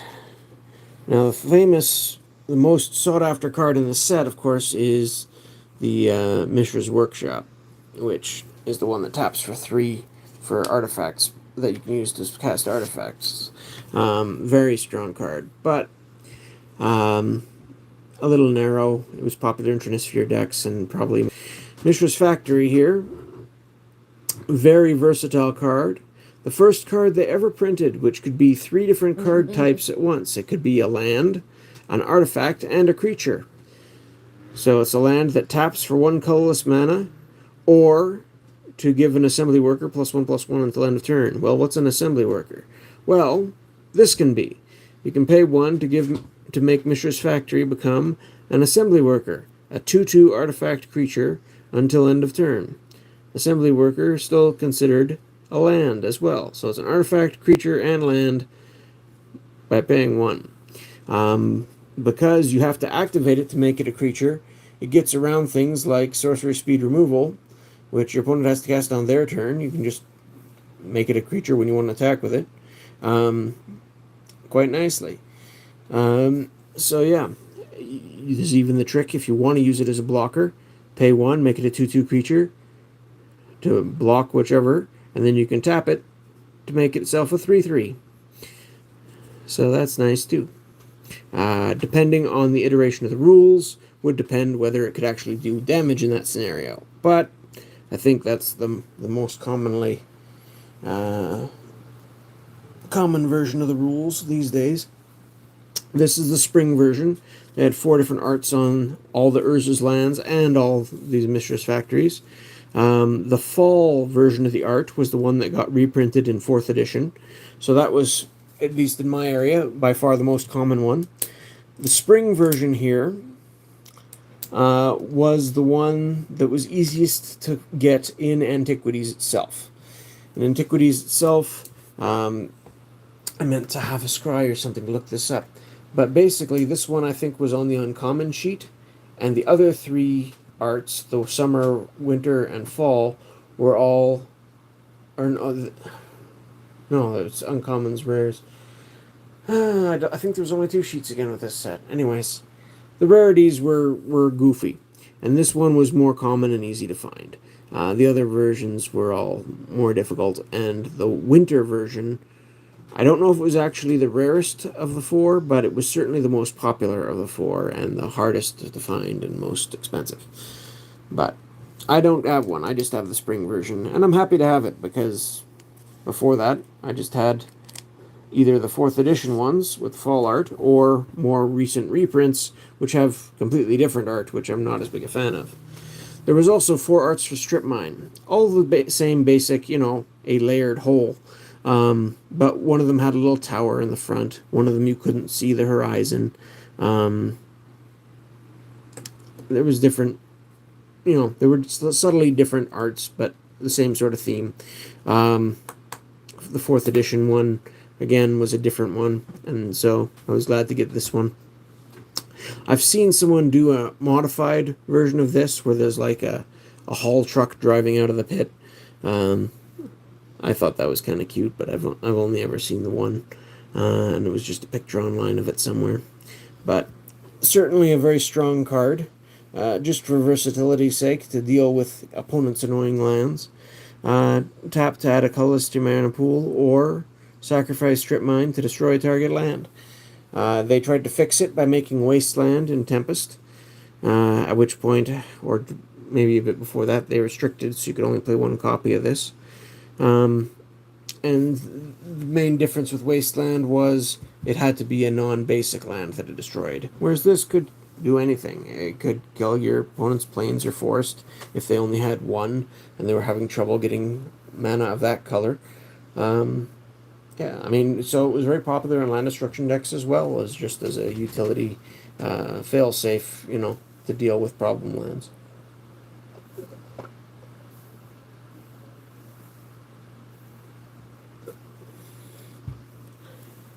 Yep. So yeah, that I guess is a wrap. Because that's all I've got for original Arabian Nights, Antiquities, and Alpha cards.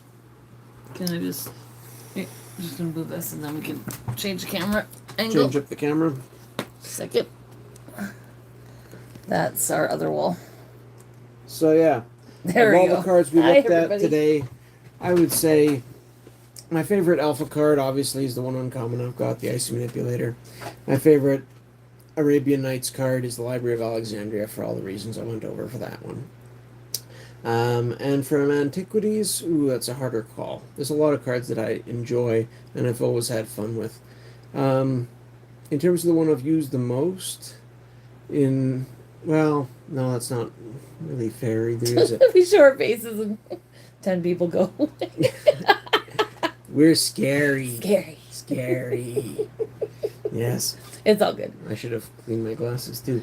Anyway. Uh, But yeah, I like Mishra's Factories. I like Strip Mines. so And there's lots of other fun cards in Antiquities too. So, in case you're new and you haven't noticed, we try to do Monday nights, Magic nights, and we're gonna be traveling next week, and we're gonna be out of province for a couple weeks, so we're gonna be busy. But we're gonna try and still do videos and have them up. I don't know if we should do them as premieres. But if we do them as premieres, we might not be able to be there for chatting. So it all depends on where we are, what we're doing that day. So if anyone has any requests, you can leave a comment below or after we end the stream and have this set up for rewatching and stuff. We'll still pop in once in a while. It just depends what our internet's like or what our Wi-Fi's like or cell service, whatever you want to say. Because there's several portions, especially in Northern Ontario, that have really bad reception to no reception. Yeah, we'll try and do what we can. So, but our schedule is going to be we'll make videos and stuff. We'll do some... a little bit disrupted for the next probably 2 weeks or so. We'll make some videos and we'll put them up. But if we can go live, we will. I'm just going to flash some of my favorites and some of the, more famous cards here. And if anyone has an opinion as to which one they think was their favorite from the stuff I showed today, I'd love to hear it because I just like sharing. So, these are some of the highlight cards for sure. My only autographed card, and when I bought it, I thought I was getting a beta. But no, it's an alpha. Didn't you pay like $5 or something like that? Yeah, for that? I did at the time. So, that was a I'm very not good purchase. Not complaining. Hey, one Lynette, bit. how's it going? Welcome in. The one card from earlier. Yeah. Yeah, there's been a few cards earlier, unfortunately, so that's not the best descriptor. But One thing the I will input. say though is when we get back from Ontario, we're gonna make up for the missed lives because we are going to be doing a 24-hour live stream at some point. And it's gonna be lots of fun because we're celebrating hitting 1,000 subs, and it was pretty awesome. So, Yep. but we'll break it down into 4 shorter streams, and it's gonna be a mixture of all our different interests too. Yeah. So. Yeah, we'll do a Pokemon section for sure. We'll probably do a Magic section as well. And then some other fun stuff. Some stuff for the kids, some snacks stuff that we're gonna try. Yeah. Maybe maybe a cooking segment. I don't know. No. Our ovens needs repairs. A board game might be fun. I'd like to do some Have a good opening night, for other Levi. things too. Maybe Lord of the Rings or Star Trek type stuff. Yeah. We might battle. We might do some pack battles with Magic, The Gathering, Lord of the Rings, and Pokemon. That could be fun. We do have Just based on value. some things we know we want to open. For example, I've been collecting the Magic the Gathering Tales of Middle-earth Lord of the Rings set, and I've never actually opened a booster box. Ooh, that could be fun. But we have a box of set boosters, and I'm itching to dig into that. Might do some giveaways out of it too. We'll see. We might go to one of our favorite stores, depending how much extra money we have after our trip, and pick up some older vintage packs of things for fun too. We have We'll a see. handful, but I got. I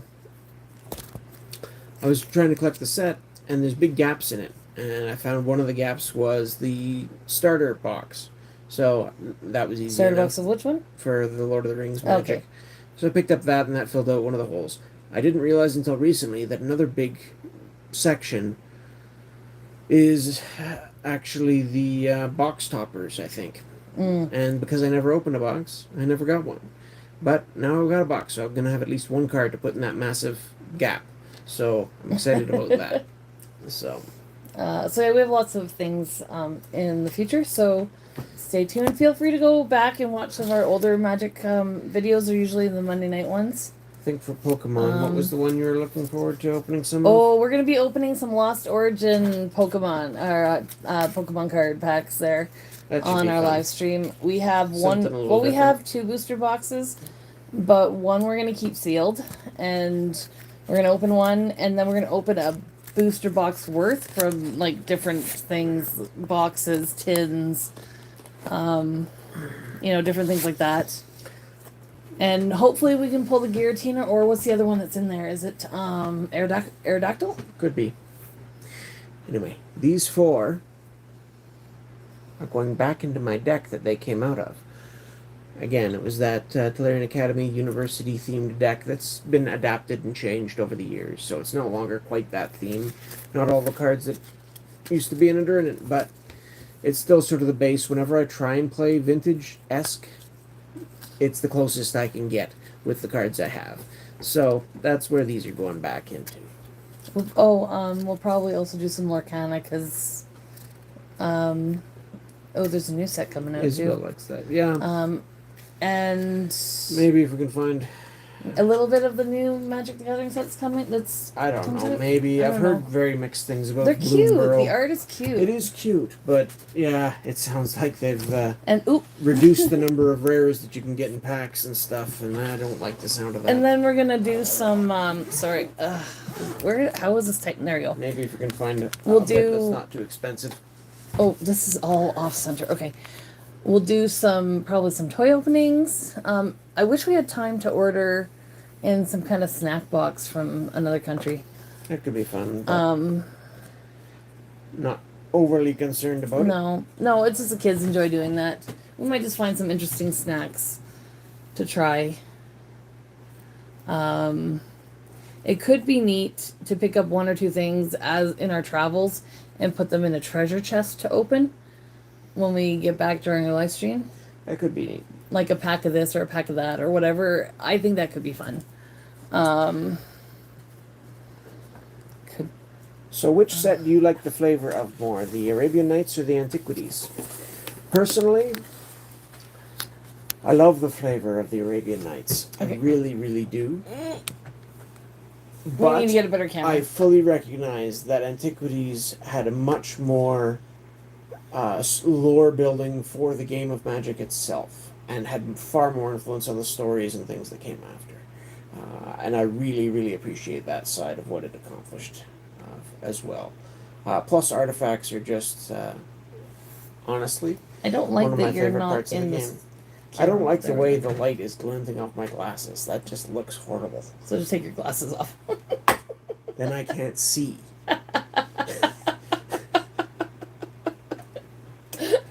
Hi, I think. He used to wear contacts, but he hasn't worn them in forever. I haven't worn them much. I used to have them mainly for playing sports, but I don't get out to play sports anymore, particularly. So yeah, I like being able to see.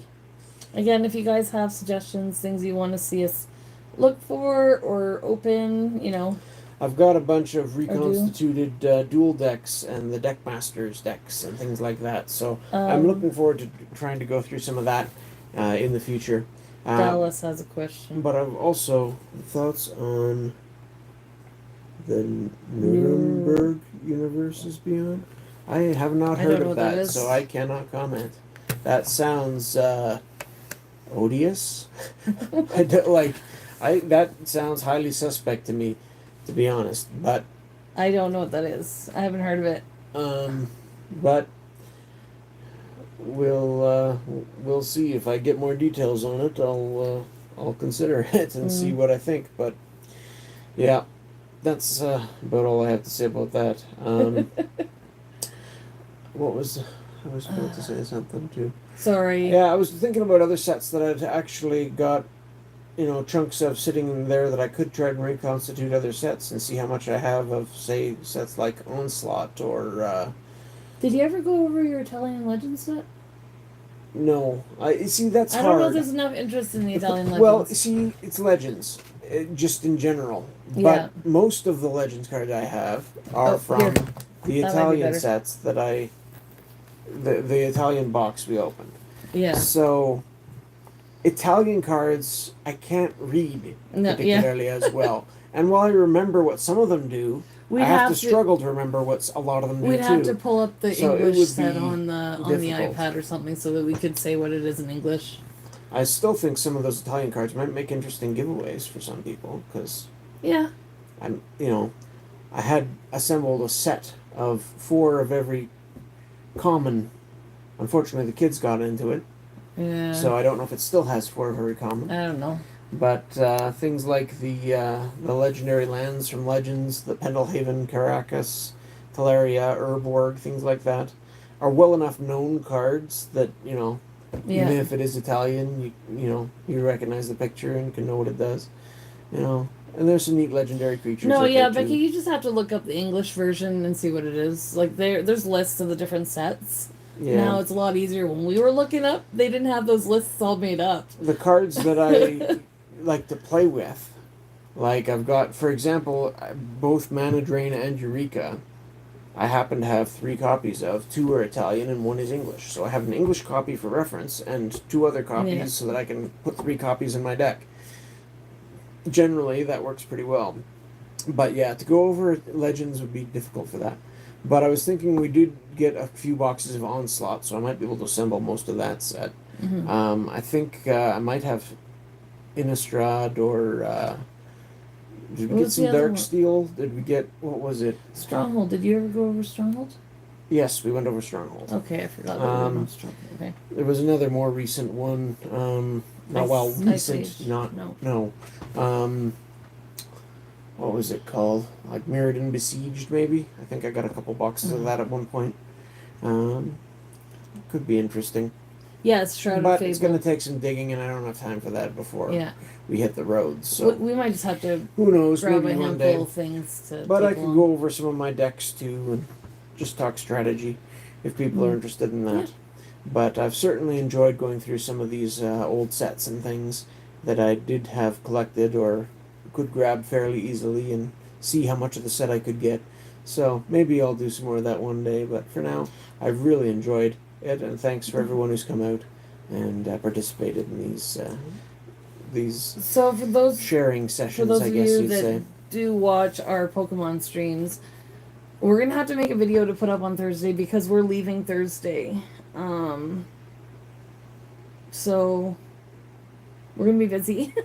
Yeah. So check your Legends for Sylvan Paradise. Sylvan Paradise. I remember. Hi Matthew. I don't think I've seen your name here before, so welcome in. If I did, I'm sorry. Sylvan Paradise. It doesn't ring a bell. The art is very easy to notice. I'm sure it is, but I'm not remembering that card off the top of my head. It's probably not one you had in English. It's probably Italian. Well, if you do have it. Legends if you have it. Is a huge set. My and iPad's it's got a lot of rares. Like, to even have a chance without getting duplicates, if you got no duplicate rares, you would still need to buy at least 4 boxes to have a chance of getting the whole set's worth of rares. Yeah. Like, it's a massive set. Maybe, I'm not even sure if that would do it. It's a common worth $100. Girl by River, is that the art for the... I'm not... It's been a while since we looked at those cards. I'm not remembering. But there was... what's it called? Yeah, I don't know how much it would be in Italian if we have it, and if we wanted to sell it. I don't even know how to find a place to sell Italian's Legends. It's not easy. No, most people don't want those versions. There's a card I'm thinking of, but it's not a common. Yeah, we have an eBay account. We just haven't. Yeah, I tried posting that 4 of every common set on eBay shortly after we opened those boxes, and I included 1 of each of the legendary lands as well, and people, well, not the Tabernacle, but the other ones, the uncommon ones, and people took one look at it how's it going? Welcome said, in. $50, that's way too much. Yeah. And now I have 2 more videos coming up on the mac and cheese. There should be one tomorrow night, and then there'll be the taste testing one, or tomorrow sometime. Overall, it got eaten. It was really good. The kids didn't like it as much as I thought they would, but adding the bacon bits to the Kraft mac and cheese, and I say Kraft mac and cheese because I think only Canada calls it KD, um, but it's good. It was good. Just sprinkle in a little extra cheese, a little bit extra milk, and the bacon bits. So good. Is it Sylvan Library that she was talking about? Because I don't think that's common. He He's is sorry. Matthew. Hold on a second. Sylvan Paradise. Not libraries. Yeah, I think the card that they're talking about is Sylvan Library, which is A girl by. I No, think Sylvan it's Paradise. I think it's uncommon. That's What am not I the same thinking? one. Like that's. Yeah, that's definitely not $100. No, there must be a different But one. is that even a common? I don't recognize it that much. It's $10 for the English version. It says 50 cents for the Italian. So I don't know. I don't know how to tell whether it's common or not. I don't know. That's just at a card store that It's I'm looking uncommon. at. Uncommon? Okay. I don't know. Changes the color to green. Yeah, the don't Sylvan Library is the one that I remember more. That and Arborea were two that saw some demand. There's a bunch of cards from Legends that have become popular in certain decks. Anyway, So yeah, we should probably end now. It's getting a little bit late. it sure is. I need to get up He's early, got to go so to I gotta work go. tomorrow. So I was expecting this to be done over half an hour yeah, ago. So yeah. So anyway, thanks again for coming out. yeah, thanks for And, watching. I do like sharing about some of this stuff. So hopefully you'll get a chance to do And when something we similar end, again. just leave a comment, share if you want to, sub if you want Good to, night. but leave a comment what you want to see us do in some videos. While we're road tripping it, we might open some packs in from some beautiful Canadian scenery. So You might. You might not. I will do that, Becca. I will open some Pokemon packs. I don't know if we're gonna open any Magic packs. All right, he's gone. Everybody have a great night. We appreciate you. And see you guys soon. Get some good gas station packs. Yeah, as long as they're not fakes. Even then, maybe we'll grab one. Okay, bye for now.